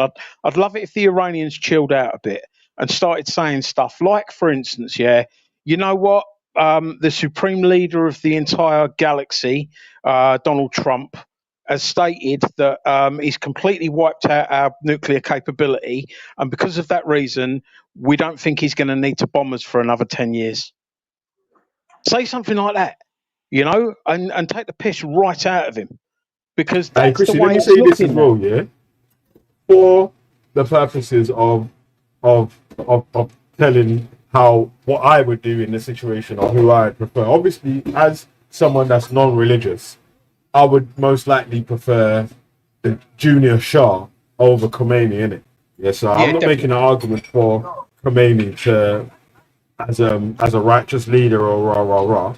We're just making the argument on Bro, I mean, whether the I'd bunker like all my world busters leaders. actually busted the bunkers. I'd like all my world leaders to be stable and compassionate and sensible. That's the perfect mix for me. Someone that's capable, someone that's compassionate, and someone that's stable. And the thing is, meanwhile, our world leaders at the moment, when we're looking at like Trump and that, when he gave that speech immediately after bombing Iran, you could hear it when this guy he goes off script and that all the time, and he's like a child. I've got to take this call. Yes. 1 second. Yeah, man. But yeah, in that speech, he turned around and he went. He was like, you could hear with the bits where it was a carefully curated, pre-written speech, and you knew the bits that he was sticking to. And then he'd go off script and he'd be like, "And we work like a team, probably the best team, we're the best team that's ever existed." He's like a child. We do that the best, mate. I mean, the thing is, right? One of the things that I liked about what he was saying was that he was going to basically take out the fake news, because I think we all realise. I mean, I'm 50 now, and I can remember when they put Freddie Starr ate my hamster. Yeah, I was a kid. I was like, Dad, did Freddie Starr really eat a hamster?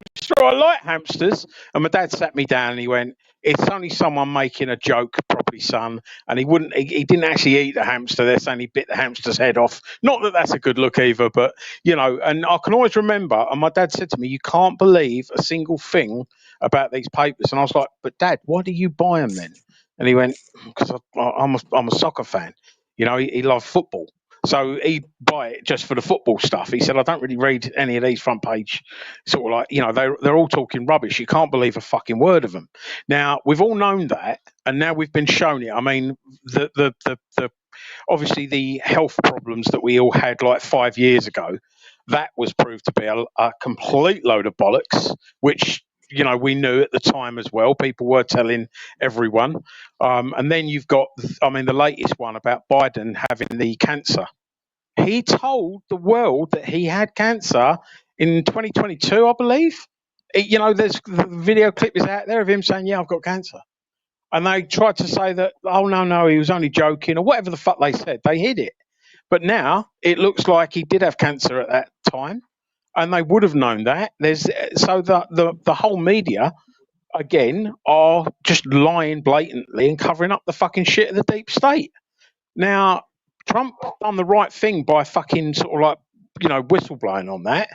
But what has he actually done? He's actually now replaced it with his own fucking fake news. So it's just like one fake news to another fake news. We just want the real news. Give us the, and why can't people research anything anymore? It's like no one's got a researching brain. They reckon that they've that Tommy Robinson silence bollocks has been viewed 167 million times. Have you heard that? I haven't. No, I didn't know it was. They're saying that Tommy Robinson's thing, bollocky documentary, has been watched 167 million times. Bullshit. I work in the media. Yeah. WWE doesn't get that. Yeah. Terrestrial TV stations, they won't get 167 million views. What a load of bollocks. We don't have that many people in the country, and it's quite a British-centric documentary, so I can't see that being not adding up. No, it's unless they're watching it on repeat or they've got some way of fucking up the clicker. But it's crazy because there's only 51 million channels on YouTube, and half of them are dormant, apparently. So it's like, hang on, how did people watch that? And I don't know how many people they've got on X, but we all know Elon Musk is how can I put it? Elon Musk is impressionable, should we say? Let's be kind. Has it got 167 million views? Where'd they get them stats from? It reminds me of Joe J. Do you remember the stats about Pakistani Muslim grooming gangs? And they were saying, 89% of them are Pakistani Muslims. And it was like, at the time, I can remember hearing that and thinking, I'm pretty good with my research, and I've never fucking heard that. And I'd say to people, where did you hear that? And they go, I'll get you the link, and it's a, they'd tell you that they knew it, but they couldn't find it and stuff. And it turned out, because of me and quite a few of my friends, we sort of like, we was like, where is this statistic? Because it's still difficult to believe that someone can lie so blatantly, about something, and that a lie can go that far without being found out. And if you look at how far lies can travel, look at Andrew Tate, look at Nigel Farage, and then look at the Southport riots. Fueled by misinformation, by lies, by these they were called the Farage riots.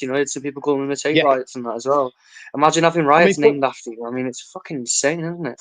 Yeah, Farage saying that he didn't really. Because I knew years ago that if you was under the age of 18, you couldn't be named in a criminal trial unless the judge agreed it. I knew that ages ago, and the first time I actually properly knew that was way back when James Bulger was killed, because the two, everyone knew the names of the two kids, John Venables and Robert Thompson, but the judge wouldn't allow them to be named until they was convicted.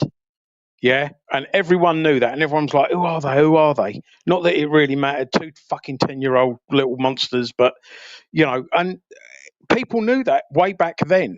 Farage is older than me. He must have known that you can't put a kid's name that's part of criminal proceedings into the public domain without getting the judge to agree it. And apparently he's like, "Oh, I didn't realise that." They know exactly what they're doing. And they do it. And the audience is stupid enough to try to believe that they don't deliver what they think the truth is, and it's like, oh, you're breaking up, mate. Oh, give me 2 seconds, mate. My internet's been a bit dodgy. Give me 1 second. Sorry. Yeah, no worries, bro. Yeah, but you've got all of the right wingers saying, "Oh, they didn't want to give out Rudy Cabana's name, because they were covering it up." No, that's the way the British legal system has been for years. I mean, centuries, probably at least decades, anyway.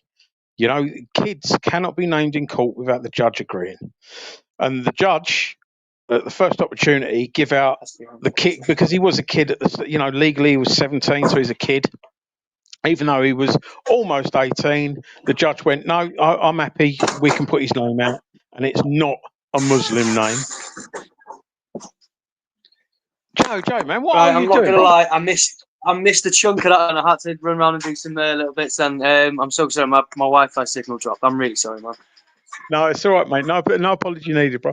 No, I was just saying that, the Ruda Cabana, obviously, the judge at the first opportunity named him, and he didn't have to do that until after the conviction or anything, because that's the legal precedent, as far as I'm aware. Usually you don't name a child unless they get convicted in a criminal Yeah, case, and also even as then, well, there is precedent for it. I'm trying to think of the time now, whether it's in the public interest.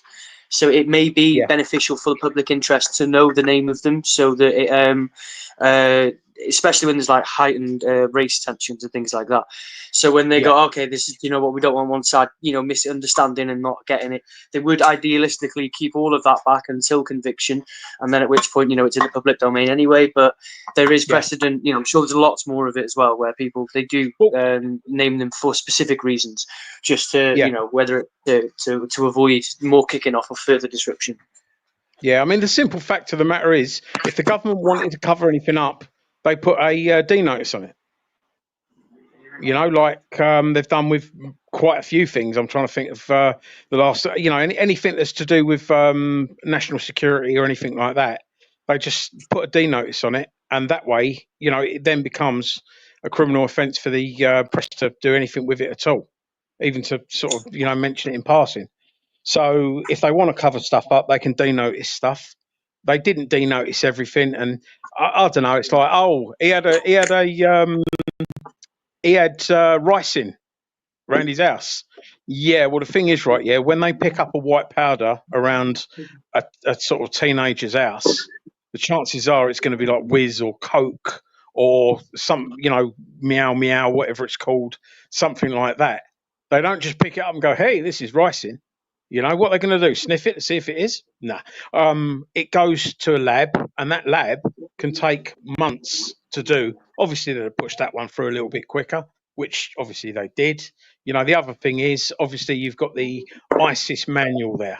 And they're like, "Oh, they knew he was a terrorist because he's got an ISIS manual."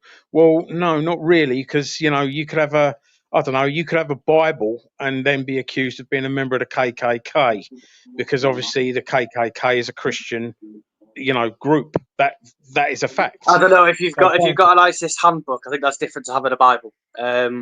yeah, But but I it's know the same I know principle. the point you're trying to sort of get towards. That certain things don't always.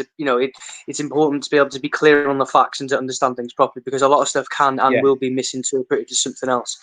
But yeah, that's the whole point of it. That's the whole thing. This is the demon that is misinformation. The reality is that we live in a world where you can get information instantaneously, but you can accept and receive that information long before it's ever been reviewed or scrutinized in any way, shape, or form. AI yeah, slop that's being churned out at the moment about immigration, specifically about like how people are getting better lifestyles than us, and you see these AI videos coming up, and it's absolutely horrifically like, there's so much of it and there's so little moderation on this stuff, and that's one of the biggest issues as yeah. well with it all.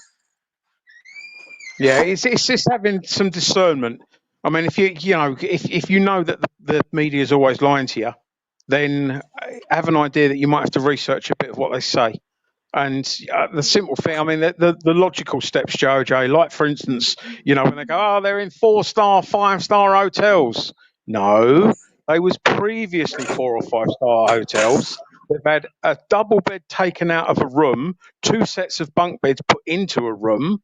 Most of the decent furniture has been put in the, hotel's bloody gym area or whatever, and they've not got a, room service or a mini bar.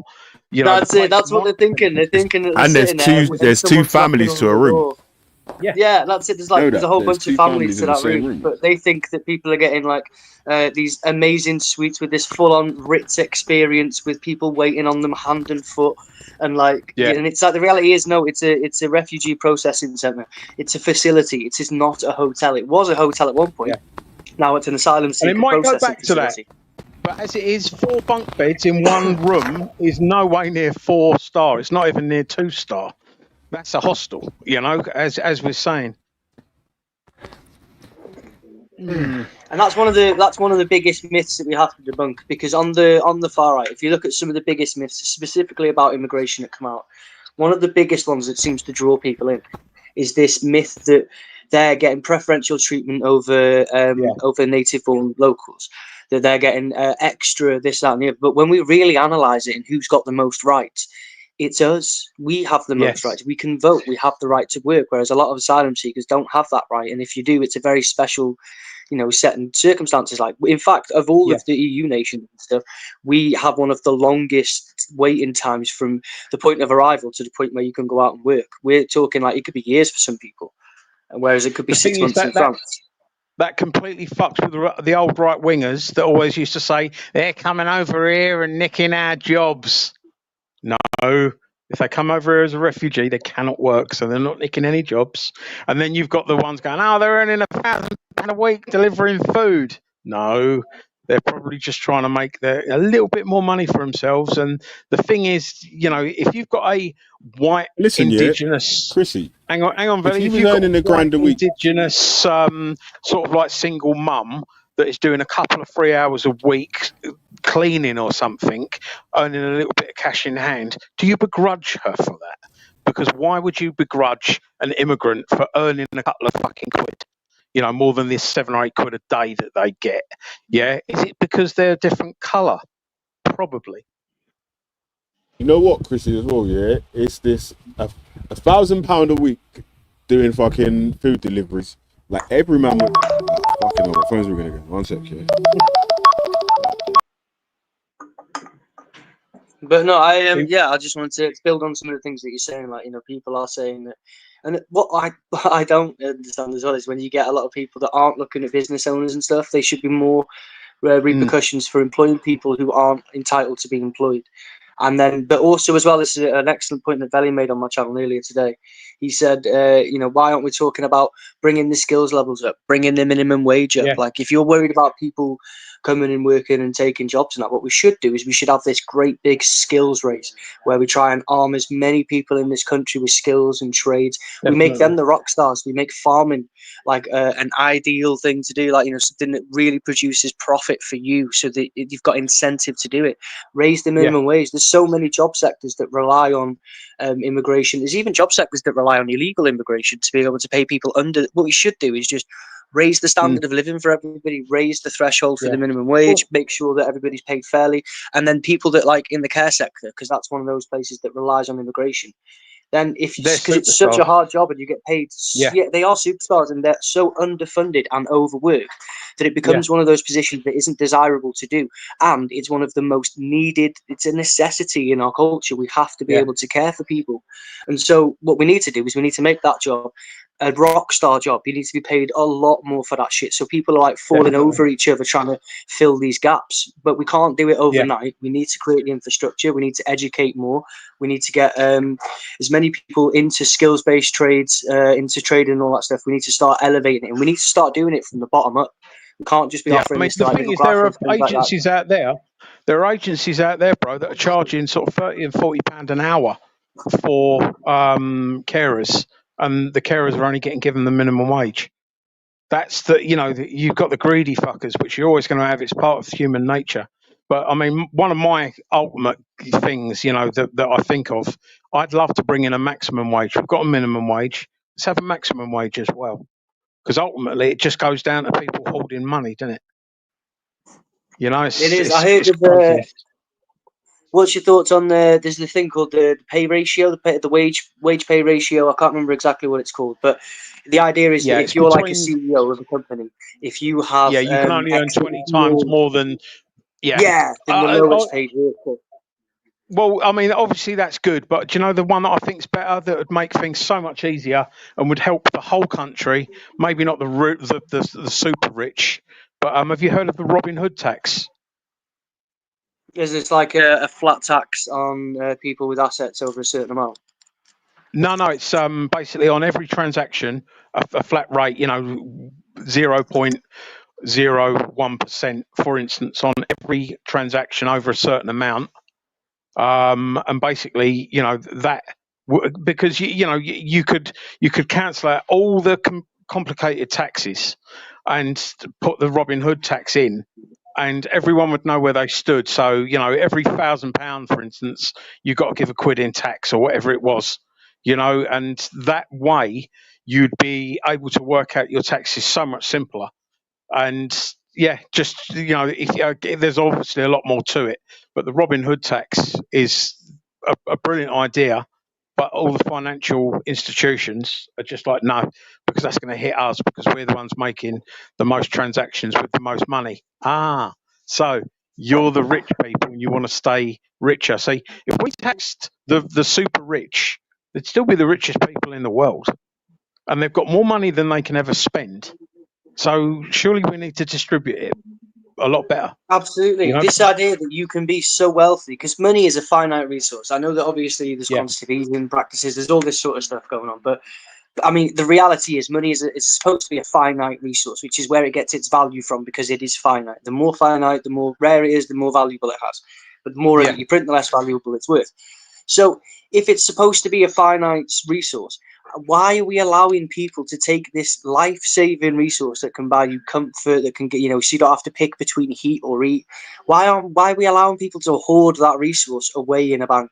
Imagine if it was the same with water or anything else that we need to survive in this day and age, like water, food. Everyone would be like, hang on a minute, that guy's like stockpiling all that shit over there. He's not doing anything to earn it. What are we doing? Like, this is weird. But because it's money, we go, no, it's fine. Capitalism allows for that. So you just hoard it all away. You stuff it in your bank accounts, never spend it, keep hold of it, pass it down so that generations of nepotism can occur. And then you don't actually have to earn anything yourself. The thing is as well, I heard Bo Burnham. Sorry, I will be going in a second, but I heard Bo Burnham a really good quote that applies to like the super rich as well. Somebody was interviewing him and saying, "Look, what's the blueprint for your success?" He's like, how can people, achieve what you've achieved? And then he hits him with the cold hard reality of, don't ever try it. You'll never be as lucky as I am. It's like these rich people. They're telling you, oh, well, anyone can be rich. Everyone can be rich. That's not how it works. Money is a finite resource. Not everyone can do it. It's like a lottery ticket winner telling you that, oh, just do what I did. Just sell all your assets and buy lottery tickets. It's not, you can't just, there's no blueprint. You either do or you don't. It's a very finite club and you're not going to get in. Most people are never going to be in that club. So when you get a lot of people that defend them, they do so from a position thinking that, well, I might be a millionaire one day. You won't. Yeah. You just won't. So that's true for most people. I always say to people, what this society pushes is to become rich and famous. Now, the very definition of being rich and famous is that you are going to be in a very, very small club. If everyone was rich, no one would be rich. So, you're in that exclusive club. And if everyone was famous, no one would be famous because, yet again, you're in that exclusive club. Now, that is so hard to get into, and the chances are almost everyone is not going to be in it. So why are you pushing for it? And the thing is, we're forgetting our humanity. We're allowing our family values to go down the hill. And the simple thing is, there is something in this world that everyone can obtain that will keep everyone happy, or as happy as they can be, and that's love. Yeah, there's pretty much someone in this world for everyone. If Gummy can find Hector, then there's got to be someone for everyone. And that will be the thing that takes away your need for fame and for riches and stuff like that. Because when you find love, hopefully you find contentment. And if you can keep, the contentment, you won't need to be rich or famous because you're contented with, finding the love of your life. And there's probably someone out there for everyone. So, and don't get me wrong, the attention economy is real, and there's a lot of money to be made out there if people want to go out and chase their passions and absolutely do it. But I think that the end goal should never be I want to be the richest or the most famous or the most, these unachievable things that can't happen. It's an oxymoron. Like you say, not everyone can be, which means that some people aren't, and which means that there's a very good chance that you won't be. But if you're like dedicating yourself to your art form, I think that the idea should be that derive happiness from the journey rather than from the end result. You don't want to be achieving. You don't want to be trying to achieve the unachievable all the time. You're just setting yourself up to fail. Just have fun out there, isn't it? But it's a weird old world, isn't it? This is the way that humans sort of coexist and the way that we interact with each other. The implied social contract that we all have with each other. It's all changing. It's ever fluid, and people are going to people. Yeah, and people are starting to work out now that they're flooding the zone. There's so much going on. I mean, I look back at my parents, and my dad had a decent job. He had his own business. My mum didn't have to work. They had a mortgage, a house, 2 cars, and we could go on foreign holidays every year, and that was on one man's wage. And it was his own business. He didn't do. He wasn't a millionaire, my old man, but he managed to do it. And for a severely disabled guy to be able to do that and live that way with his missus at home, with his children being brought up correctly by his missus, she's got a car, he's got a car, they both go on holidays, they've got a mortgage, they're happy. I mean, you couldn't obtain that now if you tried. 2 people, it's all perverted, isn't it? partnership. It's all gone weird. Like it used to be that you could work Partnership at the can't post afford a office. house now. That's it. You used to have a 40-hour-a-week contract at the post office. Your missus could stay home and raise the kids in the traditional family settings. Not that has to be the ideal, but just as an example, you could fund an entire family, have a mortgage and a car off of one job. Whereas now that shit's impossible. Like the idea that you're going to own, if you're a young person, owning a home is a dream. Yeah, I mean, work-life balance has gone now. And the thing is, you get to the end of the road, and then you've got to sell off everything you've worked for anyway. So, I mean, I hate to say it now because I used to have a lot of respect for the guy, but he's a complete shill, Jordan Peterson.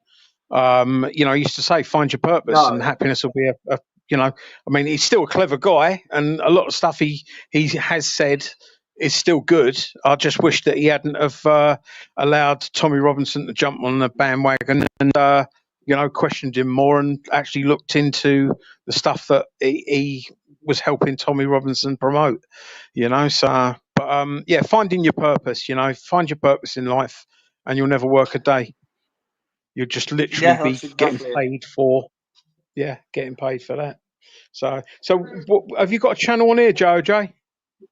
Yeah, I do. Yeah, I have a channel. I do some. I got some streams planned for tomorrow, day after, and the day after that. Just JOJ. But I think my handle is like JOJ9, all one word. But I do little bits and bobs. I tell you on today. I also had some dude on. You do live streams, mate, or you do live streams on your channel? Do you do live streams on your channel? I do live streams, and I also do like an open panel occasionally. I will invite people up and that. But like today, I had some dude on who'd been pretending to be mixed race for the longest of times, and then come out now that he's not. And then when I put it on his toes, he was like, "Oh, it's just satire. I identify that way." Suddenly the right wing want to identify as other stuff and that. But no, it's a funny channel, and I'm a bit weird though, so like I've got this focus on cyberbullying and hate crimes at the moment. I'm trying to encourage people to normalize people hitting the report button rather than engage with that shit and fucking just wherever you see it, wherever it's going on, just do that thing. That's my sort of angle at the moment. Right, got you, mate, got you. Because obviously, the trolling thing, especially, I call this the mucky little corner of YouTube. Valley's got the best channel in this little mucky corner of YouTube. I wish you'd take it out of it and do better things with it, but it keeps getting drawn in by the idiots and the right wingers and stuff like that. And he's got himself on an algorithm now, as have most of us. Once you start getting sort of like what YouTube sees the wrong people, the dissenters, and the antagonists, they'll stick you on a algorithm and you're done. I mean, my channel was doing quite well. I got hit with the fucking algorithm and 20k subs and it stopped. It's just like people tap my channel in to find my channel, and they can't even find my channel sometimes. And I'm like, yeah, they've put me on the algorithm. So it's a little bit crazy like that. But so what other than the sort of like the trolling, the internet stuff like that, do you do much politics on there, Joe? Yeah, I like to talk about politics and stuff. My old man's got a channel as well. I go on there and talk about topical political events and things that are happening. Everything like everything from like LA ice riots at the moment to talking about the Iran situation, all that sort of shit. But it's it's just YouTube can be a cool space, and sometimes you can do it right if you're conscious about the fact that you're broadcasting out there. So make sure that you're factually correct. Make sure that if you are going to be emotionally charged, that you're not making any temporary, making decisions on temporary feelings that'll have like lasting impacts. Yeah. You know what I mean? You don't really be doing that sort of shit. So yeah, it's a cool channel. I just sit and chill, just doing my thing. But yeah, I met Veli a little while ago, and then he sort of linked up a bit. He started coming onto my panel, and I started coming onto his, and yeah, man, it's a good mutual thing going on. But do you do a lot on TikTok? I obviously, think you was on TikTok, weren't you, bro? No, I can't. No, yeah. So at one point I was recording like a TV show with the BBC.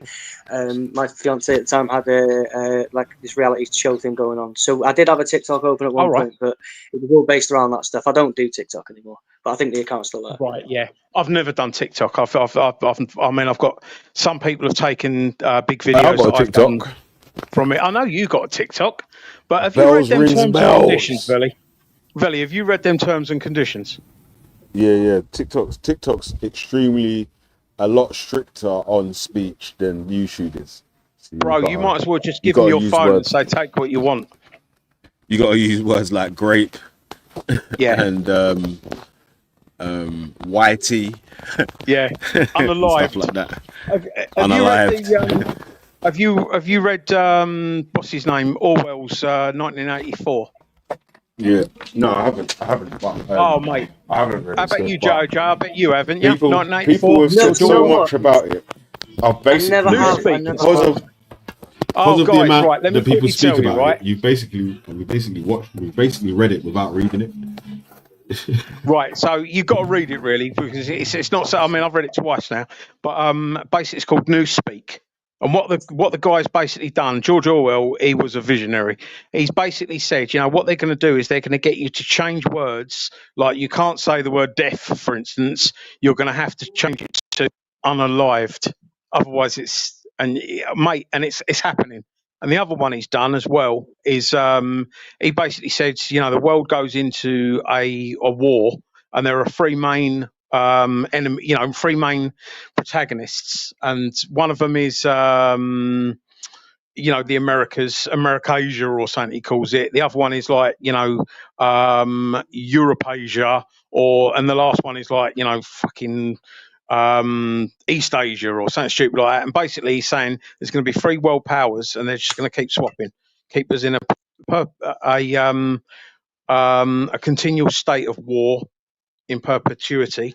And it looks like what he's saying. I'm looking at the news now, and I'm going, you know what, Russia, China, America, and they're all interlinking, because the rumor has it that now Putin has basically picked up the phone to Trump and said, leave Iran alone, because obviously they're all in the BRICS nations together.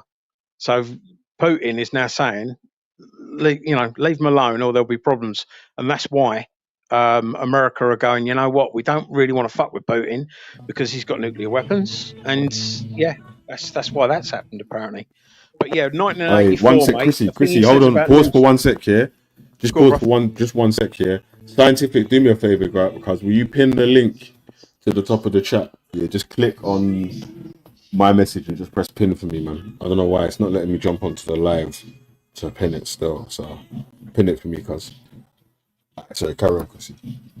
Yeah, have a read of 1984. It's a good book. It's a good book, mate. It's considering the guy wrote it in, I think, 1948, and obviously, it's getting to the stage of 1984 now. We're not quite in the we're not quite being watched like they were in the book The Big Brother 1984, but sort of side of things. Yeah, no, it's it's a book I need to get into.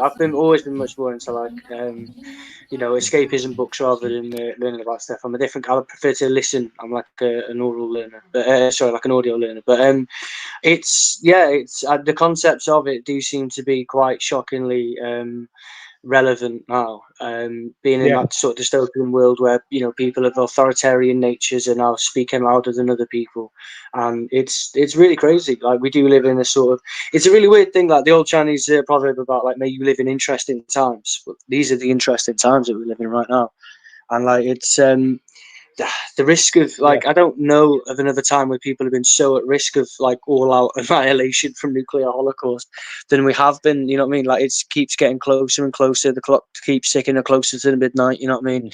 It's really scary times, isn't it? We do live in this really weird place where like some people are being arrested for outrageous things, and people are being let off for things that are outrageous, and like yeah, it's the duality of living in society, isn't it? You can't, it's nothing's perfect. People are very much imperfect in their nature, and so you'll find a lot of elements working against the elements that you want to try and you got to find that compromise. I think that we could be looking at like an Orwellian sort of type of future if we're not careful, but the opportunity is still here to have more of a brighter future. Like we could absolutely, at the moment, whenever there's a big crisis, especially like there's a social crisis at the moment, the rhetoric is unbelievable. I've never seen rhetoric like it. We're seeing politicians of all places. People are like we've seen the president trying to be assassinated. Like it's a weird time that we live in. I think that it's an opportunity to cool things down, to reach across to the other side and be like, look, hey, why don't we just have another discussion about it? Like, just chill. Like, you don't need to bring all the hate speech. You don't need to bring all the aggression. We can let the far right and the other people that argue it out do their thing, but the rest of us need to come down and start building yeah, towards a brighter future that we all want to be a part of. A future where, and the best way to do that is with like education and shit, and like, putting out the counter narrative, the neutral facts, and just being like, look, this is the reality, and we can help you along with your logic and with your reasoning if you need to. But it's there, it's all out yeah. there, and I think It's an that first of all, information we need war that we're in trust as now. well. It's an information war that we're in now. And it's Yeah, the people that have got the information and the people that haven't got the information. And I mean, we all realise how easy it was for the governments, before the internet opened it all up, for them to keep information from us if it doesn't go on their news. And that's the problem with the current political system, because what's happening is we've got the billionaires that own the media, and it's the media that still dictate who wins the elections. So if for instance the media tomorrow turned on the Labour Party, they could tell us all the bad stuff about the Labour Party, tell us no bad stuff about the Conservatives, and that would ensure that the Conservatives won the next election. So that's why both parties don't want to increase the taxes of the super rich, because the moment they do that, the super rich will use their media to basically take out whatever party has tried to tax them. So you've got both parties going, hang on a minute, how can we squeeze the poor and the middle class? But they've got to stay away from the upper class and the super rich, because they know that they'll just set their media on them and they'll get them voted out at the next election. So it's all down to the silly people that believe they're being told the truth by MSN and anyone else. To be honest, you just got to do your own maths a lot of the time. I mean, I know I said it before, but 167 million views, that documentary that knob 10 Names Robinson said. No way. No way. There's 51 million channels on YouTube. It just goes to show you the numbers that they're coming out with, and they're trying to impress you with the numbers. The other thing, Jojo, Tommy said that he had 100,000 people at one of his Trafalgar Square events last year or something, and they raised 42 grand for that Peter Lynch. So why are they now saying it was only 4,200? And where did any of that money go? And if they had 100,000 people and they only got 4,200, is that 42p a person or less than that? Do you know what I mean? It's gotta like, get it when you can, eh? I guess these right wing oh, grifters mate, do what they can, and they'll blow shit up. They'll blow it out of proportion. Like when we initially first ever saw Trump rallies, like he was like, "Oh, they're the biggest, they're the best," and we could see that it was just postcard camera angles. It wasn't real. Yeah. But you got to fake it till you make it. You know what I mean? Like Yeah. that's the business, isn't it? That's the business of grifting. Yes, mate. Fake it till you make it. But like, Yeah, and then so there are the plenty of right grifters wing. out there. So this is like a thing as well. I'm starting to learn. I've got so much more in common with people on the right wing than I do with like people that are far right. So like I like to have I try and have discussions, genuine discussions from a genuine place. If people have got genuine concerns about immigration, then yeah, they should be listened to. I was a lefty for quite a few years. Then I decided that I was going to put myself up for election because I was fed up with wanting to see the light. So I decided to become it. So I put myself up for election as an independent. I was a lefty, but there was no way in the town I'm in. It's extremely Tory. It's one of the 5th or 6th safest Tory seats in the country, Malden in Essex.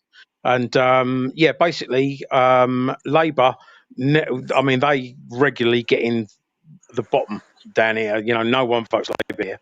So I put myself forward as an independent because I wasn't actually happy with the Labour Party. I am a Corbynite, but I remember Blair, and basically under Starmer is just a Tory as well. So I've never been a member of any political party. I put myself forward. Basically took out the Conservative administration that had been here since the council begun. And the rest was history. I forgot where I was going with that one. Bless you. No, but I do agree with you as well. Also about you were saying that you would have considered yourself left. I think was what you were saying, and then you ran as an independent. But yeah, congratulations. I remember by the way, where I was going. As an independent, good for you, dude, to try and change things. I remember where I was going. Yeah, so I went into the council basically on the left, not far left, but just left, and I literally met some really good Conservatives. I met some good right wingers, some good Conservatives, and even though I wasn't politically aligned with them and disagreed with them on quite a few bits, I could see they was good people, and because I could see they was good people, and I met them, and I had a chance to, talk to them and stuff like that. I'm now centre right. Centre left, and a lot of them are on the right or centre right, and so I've always got a good sounding board because there's nothing that will kill your politics quicker than a echo chamber.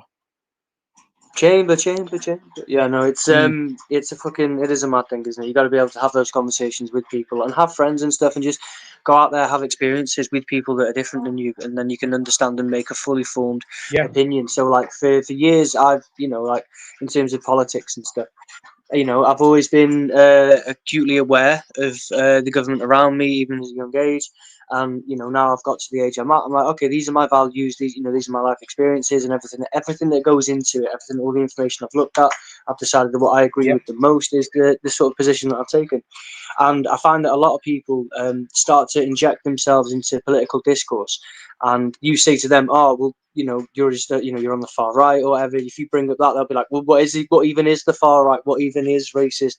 And they don't understand what any of the etymology of any of these words are. They don't understand what some of the stuff that they're saying even is. Yeah. They just have these delusions, and I say delusions because they have these like formed opinions that are not based in reality, and but they feel them to be true. So you know what I mean? That's where the element of delusion comes into it. So like, you meet a lot of people in like political discourse that are really unaware of I think we touched on basics. We touched on it a little bit before, JJ. I was saying about the far right coming out with it's like 97% of grooming gangs are Pakistani Muslim, and I was like, you know what? I've not seen that statistic, and that don't sound right.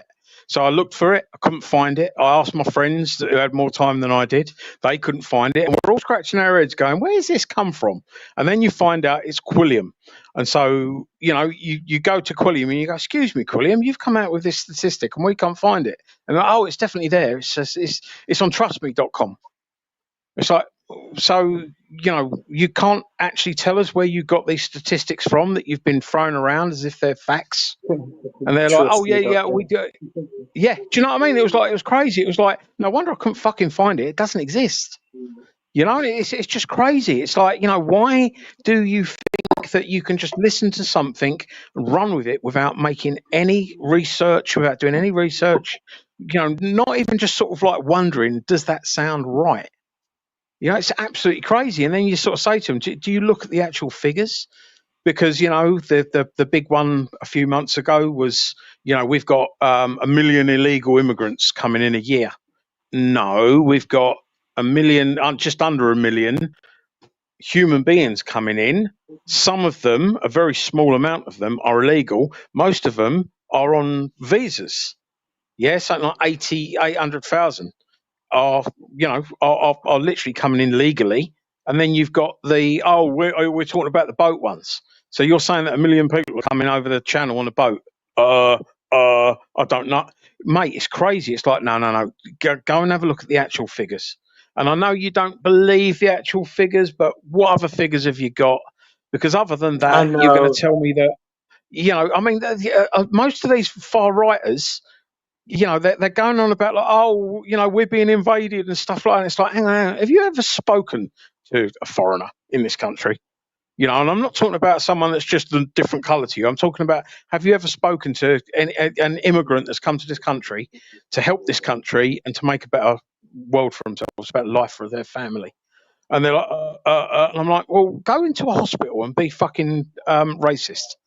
See what care you get there. They'll still probably give you care, but how do these racists actually live? And then I realised they live on the internet, because Yeah. most of them won't give out their real names. I mean, my real name is Chrissy Morris. Everyone knows where I live. Everyone knows my face. Everyone knows my name. I'm not hiding anything. But most of these right wingers, they're all trying to hide their ID. And if they do get found out, they become instantly moderate. And that's because they cannot live in the real world. So they have to inhabit, the computer spaces and hide behind screens with fake names whilst being racist. So it's crazy. It is. It's a phenomenon of people that.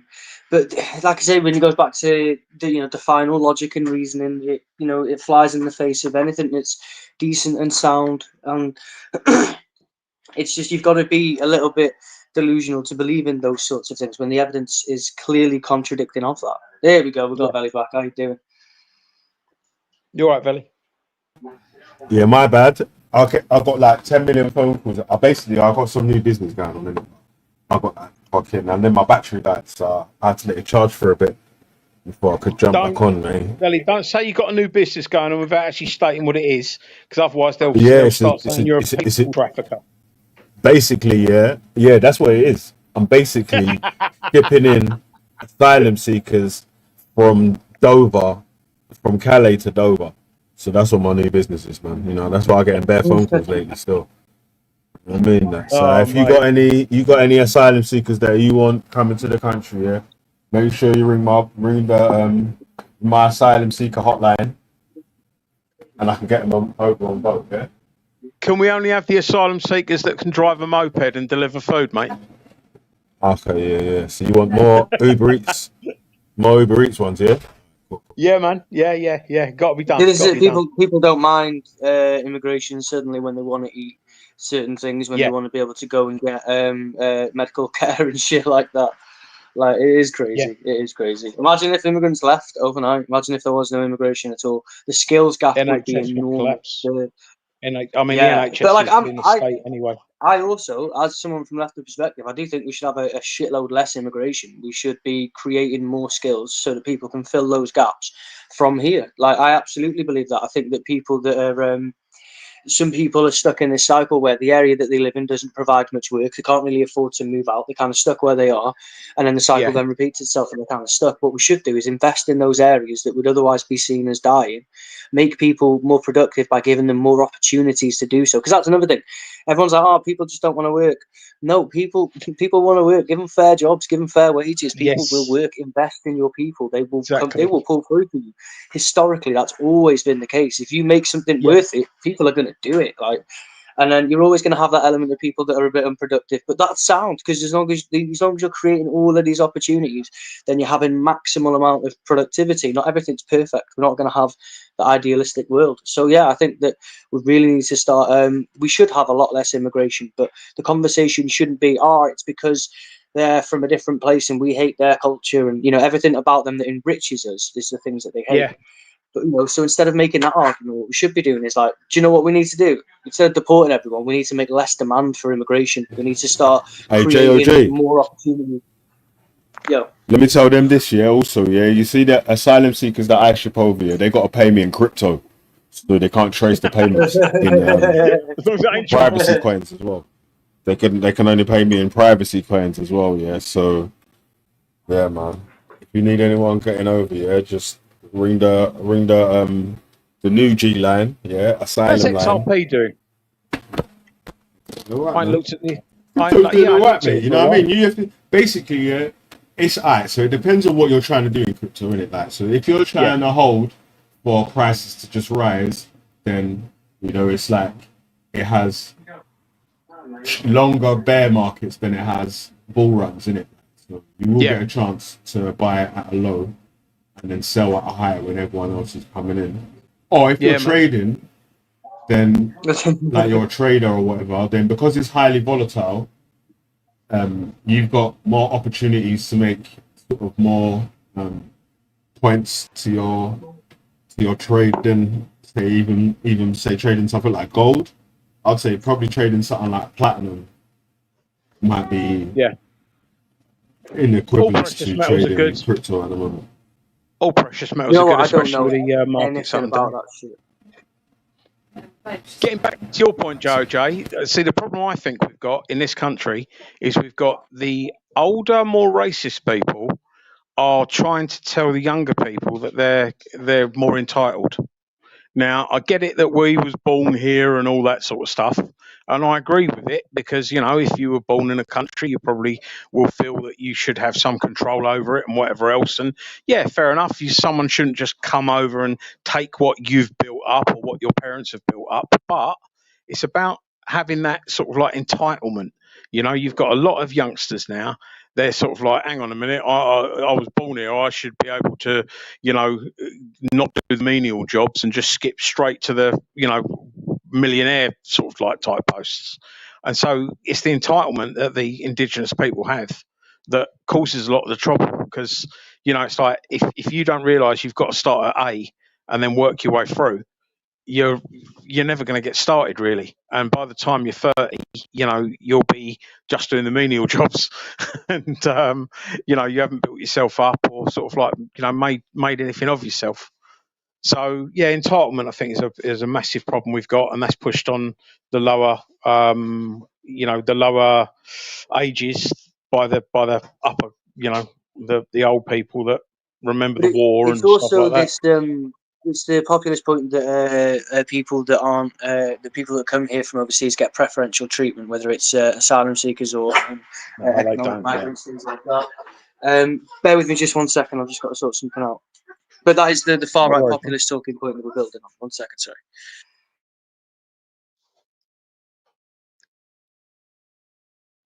You there, Billy? Yeah, I'm still here, bro. I'm just like, so I just got in from work, obviously, like I was just saying hello to the family. Love to the family and all that, you know what I'm saying? And bigging up the children and all them, man, there. Yeah, so, mate. So I'm still here, I just need to, I'm gonna jump in the shower in 2 secs. Because obviously, to get down to the... I was going to say, if you get in the bath, mate, if you get in the bath, you've got to get the tap in. You're getting the tap in, man. Yeah, god damn, man. God damn, I'm not even allowed to have baths nowadays. You know what I'm saying? God dang it. So is there any news, Billy? Trying to govern my whole life. On what? On anything. I got a message last night saying a certain couple had split. On that note, I'm going to have to peel off, guys. I do appreciate it. All right, bro. No problem, man. Go do some worries, Stay safe, take it easy. Big yourselves up. Catch you later. Big up yourself, bro. Take care. Nice to talk to you, man. Thanks, bruv. Yeah, so apparently there's a little bisexual guy that fancy the big chinned leprechaun, Oh yeah. and apparently they've split up or something. Oh yeah. I ain't really been paying attention to them nuts, man. I can't lie. No, I got a can't text lie. I got message too many last night and I codgers. read it I got this too morning. many codgers trying to beef me. You know I what I read mean? that and I thought, what are you talking about, mate? Because I'm a codger as well. Unlimited pensioners. Like I can't go to a working man's club. Now I can't go to the patty shop. Now I can't go to the fucking. You know what I'm saying? I can't go to bingo. I can only go to Mecca. Yeah. Bruv, you're just If I want to gorgeous. go bingo, So, I can only go to Mecca. You know what I mean? you're just So, gorgeous, man. yeah. They're all after you. Yeah, man. Yeah, they all want I me. mean, Man. the You know thing what I is, mean? They're trying to get me. imagine being that They miniature wanna husband. get me. Imagine And he's being gonna that get miniature ya. husband. Imagine being that miniature husband, right, and hearing another man's name mentioned more than your own, and being thrown the occasional sandwich as sustenance. In the midnight Fucking hour. hell. You get me? She said, "Mama." But no, Wow. Velly, apparently Bysore and Bleeding Fart are no more, apparently. Yeah, apparently Brian went on to Wendy or Jupiter's last night and basically said, no, they're not talking. And obviously you can't believe a fucking word that comes out of his mouth. But apparently, they're not talking anymore or some stupid shit like that. They're probably just doing a sort of like fucking fake break to try and, because no one's watching them anymore. But they're getting like fucking less than 10 people watching their streams and stuff. So they must be No sort of one like, cares about Enox and No, exactly. fucking I salted the nonce. Yeah. Man. Yeah, I'm I know, man. I know. Those are Adam Smith's guys. You know what I mean? Like, you hear me? Leave them to the spazzers, man. Yeah. I told So you, what do you cuz, man, think? basically, yeah, people are trying, there's a current school attention. So if you give too much attention to people that are begging for your attention, yeah, and don't make them work extremely hard to garner any sort of attention from you, then you know what I mean? Like, you're just like letting them control the rules of the engagement. Do you know what I'm saying? Like, cause like if you're if you're like a fucking boss of bosses, yeah, then like you need to speak to. There's loads of different people that you need to go through before you get to chat to the boss. You know what I'm saying? Yeah, the gatekeepers. Yeah, man, you go and speak to the boss, bro. You need to go through all the different, jump through all the hoops and so, and you don't get access like that. So begging for attention ain't the way that you can get through to the boss. You know what I'm saying? Yeah, I'd just love to have a little bit of a giggle if I see him trip though. That's the trouble. That's the child in me. Yeah. Y'all rinse him every day, you know what I'm saying? Like, you know, like ISIL is gonna act like the biggest fucking victim in the world while fucking having all this fucking doing the exact same shit where she's gonna cry about it. If you got a picture of her mum on the screen, yeah, she's gonna cry, but she wants to have a picture of your mum on her screen. So yeah, I mean, she loves to play the victim card sort of thing. You know, while she's trying to set Brian up 1 minute. Enox is a victim as well. Enox is a victim as well. Yeah, I know, bro. Yeah, if you call him gay, he starts spazzing up. Like, he gets offended by it or whatever. The thing is, he is the gayest guy. He is the gayest guy on it. You know, there's nothing wrong with being gay. It's not illegal to be gay no more, bro. So you're allowed to come out now. It's okay to be gay. Like we keep telling him, you know. I mean, there's a lot of similarities between him and Luke. The thing is, Luke can't be as cruel as Bysore, because obviously, you know, Luke's got his fucking name out there, whereas Bysore can hide, you know, behind that and say the worst things. But they'd both be the same sort of person. The moment that Esau gets identified, I don't think we'll fucking see him again. He'll have to come back as some sort of like skits type thing where, you know, he doesn't actually speak on panels anymore or anything like that. You know? Right, Velly, I've got my tin on my lap, man. If you're going to... Alright, bro, say less, man. No, I'm going to wrap up, man, because I've got loads of shit to do still. I can't lie. No worries. I only put the link out through using the chat, you know what I mean? When I see if I see the scholar saying, I'm going to do another live on Monday with a panel or whatever, is it Monday, Wednesday, I'll actually Friday, do some. Yeah, Monday, Wednesday, Friday after work times. And basically, well, I need to do a little piece of research first of all, and then the show will be about obviously whatever I've done the research on. You know what I mean? Like, because Yeah. it's a So bit better like that. what I was going to say to you, bro, what I was going to say to you is on the, you know, you do the sort of like the morning show. Yeah. On the morning show, why don't you pose a question and invite people to debate that question in the evening show? So everyone can do their little bits of research and stuff like that. You know, you pose the question in the morning, maybe put a video up that accompanies it, and then in the evening, you can have the right. This Have a is what we're discussion about it. debating. Yeah, you know, and if Yeah, you you stick know to what it dates is, and yeah? times, people get used to you, don't they? And you'll get more Yeah, views in. that's a good idea still, because obviously, you know, I used to do question of the day, first of all. Yeah. That was, it was easy for, once it goes a bit mad, people to just get back to the question of the day, innit? Yeah. I mean, So, you bro, know, it's your channel, but we'll add something like that in still, man. But you know how we do, man. Obviously, you know what as well, yeah, definitely like Billy, are you probably looking after for, the summer are you and looking for whatever. people to? I mean, you know, I've got a few people because obviously the bit of work that I'm doing currently, you've got people that have got some really good stuff. You know, ex-coppers, retired coppers, stuff like that are looking to you know make a name for themselves on like the podcast scene and stuff like that. But the way they do it is they have to do their fucking stuff for free until they get a bit of a name for themselves, and then as they build their name up, because you know people are watching them on here, then they can start asking money from like the likes of Piers Morgan and shit like that. I mean, you know, if you was gonna have I wouldn't say an open panel because you get too many fucking idiots.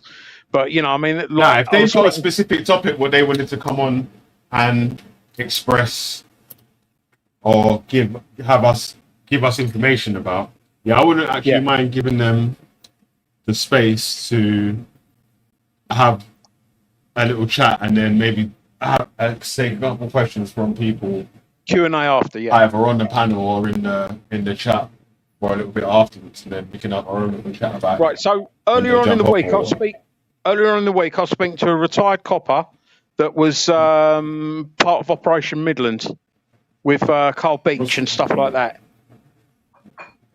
All the sort of like that's that Carl Beach is the one that was saying that he was abused, right? Is that yeah. And the thing is, mate, that guy, he's a retired copper. He can say anything he wants now. He's quite entertaining, but he just can't find anyone that sort of like will pay him. So you know, he's going about because there's a job in media. It's called show booking. And it sounds quite easy. Basically, it's all you have to do is, you know, find people that want to appear on, you know, panel shows, podcasts, anything really. You know what I mean? You just find people. I mean, Jeremy Kyle used to have like a fucking army of them. And what you do is you find them and you say, do you want to come on? And they come on. But the thing is, it's such a hard job. You wouldn't believe it. It sounds easy. And I've got a couple of friends that are doing the show booking, and they literally are getting people turn up and say to them, I'm like an ex-policeman, do you want me on a panel? And they're having trouble placing them and stuff like that. And then, you know, it all goes pear-shaped and stuff. But I can put a few people like that your way if you want. Yeah, man. Send them through, man. Send whoever through, bro. Like any topics, specific, especially if it's a topic we haven't covered or spoke about before. The thing is, mate, we've done most topics though, haven't we? We've done most topics, but you know, like if it's like maybe a niche topic that we've covered widely, but not gone specifically into that topic, they're good as well. Yeah, no worries, man, no worries. Leave it to me, bro, and I'll see what I can do. All right, we got the scholar. Bro, take care. Don't do nothing I would. Oh, Veli, one last question. What's good looking and hangs up? Me. Hey. Yeah, man. Yeah, cuz remember, I got white friends, cuz, like, so I know them jokes there. You hear me, cuz? Yeah. Oh, man. All right. Man said Morris inviting Wayne Cousins on. I love it, cousin, man. Yeah, Jeremy Cole is one of the biggest wankers ever. he took advantage of people on benefits whose situations weren't the best and made them primetime TV watching, or made them at least benefit time TV watching for other people to feel good about their lives. About, you know what I'm saying? Like, and then now he's on Talk TV talking about how he cares about the nation and so on, so you're a dickhead, bro. You made your money off taking advantage of the so-called dregs that you speak on now. You know what I mean? Like, Saban love upon Jeremy Kyle, man. Yeah? Let me actually, speaking of Jeremy Kyle, we play this one video and then we out. Jeremy Bamba Clark Kai. Actually, we're going to play 2 videos. We're going to play one Jeremy Kyle video and though, when Jeremy Corbyn was leader of the Labour Party, then nothing happened when Jeremy Corbyn. Then it didn't happen. Come on, mate. We haven't had this out all day. Listen, all day, the most 8 in the morning, unelectable man in the history of British politics. Incredible that the most unelectable man in the history of British politics got 13 million votes. He might have done, mate, but I think the country missed a terrible thing happening. So let's just agree to disagree. Jeremy Corbyn, I can't have that discussion. Sorry, mate. Hold on, you just started it and then walked away from it. Help me out, Esther. Jeremy Corbyn, really? Yes, okay, so let's take this, lobbyist buying policy. Yep. Would that happen under Jeremy Corbyn? No. What? Jeremy Corbyn bought every vote by paying, 3p or something to join the Labour Party? Everybody over 16, £5 to join the Labour Party, taken over by him? Come on, let's not talk about momentum. I'll be here all morning. The unions finance Jeremy Corbyn. I mean, you might be here all morning, but you will be saying things that are not based in fact. I mean, what do you mean they paid 3p to join? That's a joke. It was £5. Yeah, so it's affordable. Who won in the membership section in 20? Let me pause though, yeah? So he's saying, their membership's £5. Nigel Farage's membership's £10. What's wrong with Jeremy Kyle? He's an idiot. 15. Can I ask you a question? No, answer the question. I'm sure Jeremy Corbyn did, but yes. I want to ask you this question. Mm-hmm. He was defeated. His party not only threw him out for being anti-Semitic, right? He's now not a Labour member. That's true. Do me a second. I think you're going to have to clarify that he wasn't thrown out for being anti-Semitic. Your director will probably want you to clarify that if you just listen in your ear, because that wasn't the case. And I think you should correct that, because that wasn't the case. If I'm asked to correct it, I will. Let's get back to the papers. But those are my feelings. Those are your feelings. Now, just to clarify, whenever I started this job, I always said I would be totally honest. There was a moment during that paper review when I made a comment, and James Schneider, a good friend of the show, said, I think you're wrong. So I will actually say that I was. The Labour Party suspended Jeremy Corbyn from the party over his reaction to a highly critical report on anti-Semitism, not for being anti-Semitic. It's sort of 6 2/3, but very important. James is right. No, it's not 6 2/3. You was actually wrong. Yeah. Yeah. So it was 6 and fucking 3.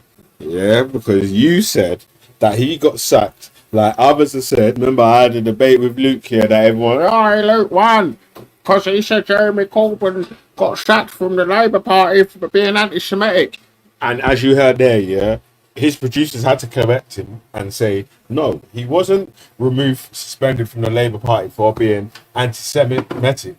He was being suspended from the Labour Party for his reaction to the report that claimed that there was anti-Semitism within the Labour Party. Yeah, so facts are facts.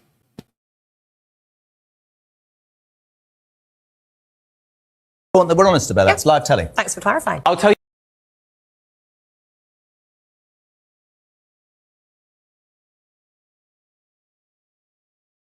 Yeah, all right. One more and then we out, yeah? One more and we out, man. Got the people that claim to know what black people think like. Yeah. Mentally misogynistic, and here's why that matters. Let's be honest, if the Bible were written today, it would be banned in many countries for how it treats women. First, the Bible reduces women to property. In Exodus 20:17, the 10th commandment says, "You shall not covet your neighbor's house, you shall not covet your neighbor's wife." Yes, you heard that right. Wife is listed alongside house and livestock. That's not love or respect, that's ownership.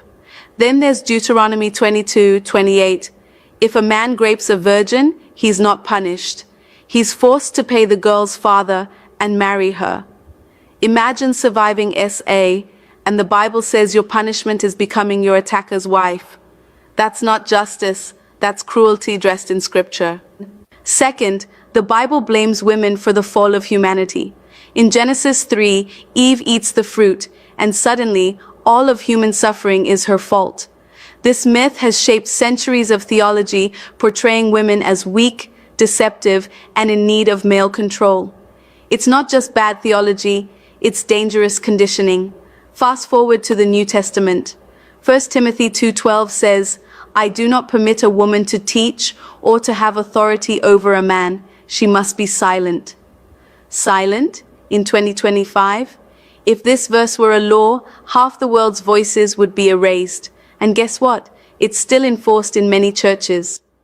Third, the Bible is obsessed with controlling female sexuality. Deuteronomy 22:20 says, if a woman isn't a virgin on her wedding night, she should be stoned to extinction. Let that sink in. Murder by stoning for not oozing hemoglobin on the bed sheet. Meanwhile, male virginity never mentioned. Why? Because purity culture was built by men, for men. Fourth, biblical heroes had harems.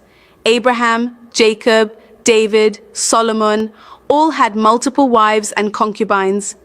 These women weren't in love stories, they were in breeding programs. Their voices, never heard. Their consent, never asked. This isn't divine, it's patriarchal propaganda. And even Jesus and Paul didn't do much to change that. Paul told wives to submit to your husbands as to the Lord. Ephesians 5:22. That's not empowerment. That's spiritualized obedience. Conclusion, the Bible was written in ancient patriarchal societies, and it shows. It reflects misogyny, not morality. It justifies oppression, not liberation. And if we truly care about gender equality, we must stop defending texts that deny it. I'm an atheist. I don't believe divine wisdom would ever silence, shame, or subjugate women. Let's build a future guided by reason, empathy, and justice, not ancient scripts that treat women like property. Want to defend this book? Come up on my live stream now and let's have a chat. The Bible